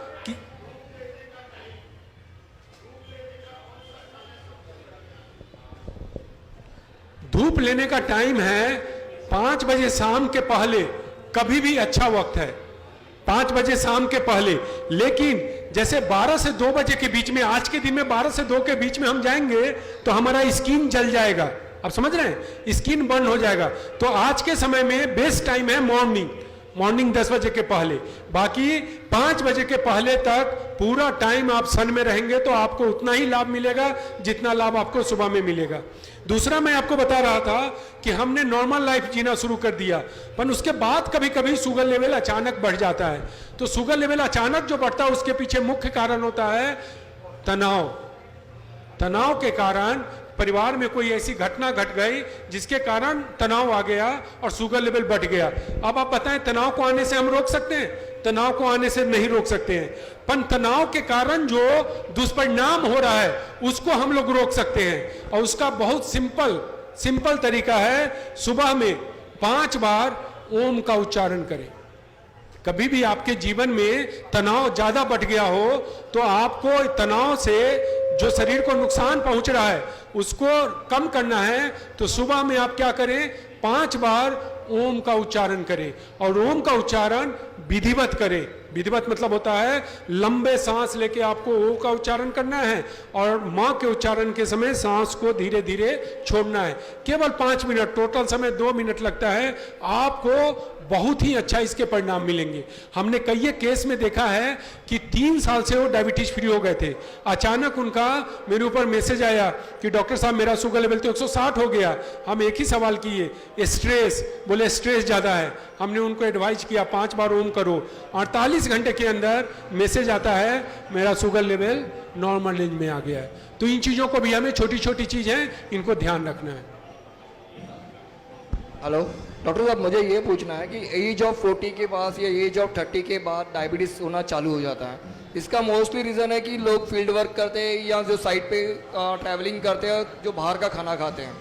तो मुझे ये मैंने भी मेरे रूम से सुना, मैंने यहाँ पे नहीं था मैं, तो आपने कहा था ऑक्सीजन और fibre it's very important in our life कि वो जो डायबिटीज को कंट्रोल करने में हेल्प करता है, मतलब ग्लूकोज लेवल को मेंटेन रखता है जी। तो फाइबर किस चीज में मिलेगा? और ऑक्सीजन तो नॉर्मल है, आप जैसे मेडिटेशन करते हैं तो ऑक्सीजन मिल जाएगा आपको, जैसे योगा करते हैं तो ऑक्सीजन ले सकते हैं। अंकुरित अनाज में मिलेगा। सॉरी, अंकुरित अनाज में, जैसे हम ट्रैवल भी करते हैं तो हमें क्या करना चाहिए, थोड़ा सा मूंग को अपने बैग में लेके चलना चाहिए। रात में जिस होटल में आप जाएंगे, होटल में गिलास रहता ही रहता है, पानी रहता ही रहता है, उसमें आप मूंग को डाल दें, सुबह में आप मूंग को खाएं। मूंग ओके। ग्रीन ग्राम को कहते हैं, मूंग ग्रीन ग्राम को कहते हैं। डॉक्टर साहब मेरा एक सवाल है। दोनों आँख का ऑपरेशन हुआ है, और नींद नहीं लगता है ज्यादा। जो रात को 10 मिनट नींद लगा तो बाद में नींद नहीं लगता है, नींद नहीं तो आती है। उसके लिए क्या? नींद के लिए और अंक को कुछ भी होता है। नींद के लिए आपको क्या करना होगा, एक तो जियोडाइफिन पीना पड़ेगा। जियोडाइफिन को पिएंगे, जियोडाइफिन ये हाँ। और दूसरा वो कभी का ये करने जियोडाइफिन खाने के पहला, हाँ, नींद आएगी। और दूसरा घी को, गाय के घी को लेकर आएंगे और रात में सोने के पहले दोनों जो हमारा नाक का नली है उसमें 2-2 बूंद डाल के ऊपर खींचेंगे, 2 बूंद, तो आपको नींद अच्छी आएगी। नींद आएगा। और अंक को कुछ भी होता है, उसको क्या होता है? अंक को कुछ भी होता है। हाँ, वो सब खत्म हो जाएगा। एलर्जी और नींद सब जियोडाइफिन से खत्म होगा। मुझे माफ करेंगे, मैंने बताना भूल गया। मैडम आके अभी बोली कि लेना कैसे है, फल में कौन सा फल खाना है, नहीं खाना है। और सबसे बड़ा सवाल तो तब होता है कि अब आम का सीजन आ रहा है। आम समझते हैं आप? आम के नाम लेते तो आप देखेंगे तो ये भींग रहा है, हमारे मुंह से पानी गिर रहा है। और डॉक्टर साहब के यहाँ जाएंगे तो डॉक्टर साहब क्या कहेंगे, आम नहीं खाना है। तो क्या करना है अभी? सारे फल को कुदरत ने बनाया है, सारे फल को कुदरत ने बनाया है, और कुदरत के किसी भी चीज बनाए पे हम रोक नहीं लगा सकते हैं। पर इतना जरूर हमें समझना है कि 5 फल को कम से कम खाना है। वो 5 फल है, सारे फल को खाना है, खाने पे कहीं रोक नहीं है, पर इस 5 फल को कम खाना है। वो 5 फल है आम, केला, चीकू, सीताफल, द्राक्ष। द्राक्ष को हम लोग अंगूर कहते हैं। आम, केला, चीकू, सीताफल, द्राक्ष, मतलब आम का सीजन आ रहा है तो आम को खाने पे रोक मत लगाइएगा। एक छोटा सा आम आप खाएंगे, कहीं कोई प्रॉब्लम नहीं है, और जियोडाइफिन का सेवन करेंगे। यदि हो सके, आर्थिक स्थिति से हम संपन्न हैं तो आम के समय में जियोडाइफिन को हम 3 बार ले लेंगे, नहीं है तो हम 2 बार लेंगे। पर एक आम छोटा सा हम खाएंगे और उससे हमारा शुगर लेवल नहीं बढ़ेगा, वो मैं आपको विश्वास दिलाता हूँ। थैंक्स अ लॉट, मैं भूल गया था, बहुत इंपॉर्टेंट सब्जेक्ट था। धन्यवाद, आप सभी ने इतना समय निकाला उसके लिए बहुत बहुत धन्यवाद। अगर आपको कभी भी इस दवाई की जरूरत पड़े, यहाँ पर एक नंबर लिखा हुआ है, उसको नोट कर लीजिएगा। 9820981104। धन्यवाद। ये कार्यक्रम समाप्त हुआ, ऐसी मैं घोषणा करता हूं।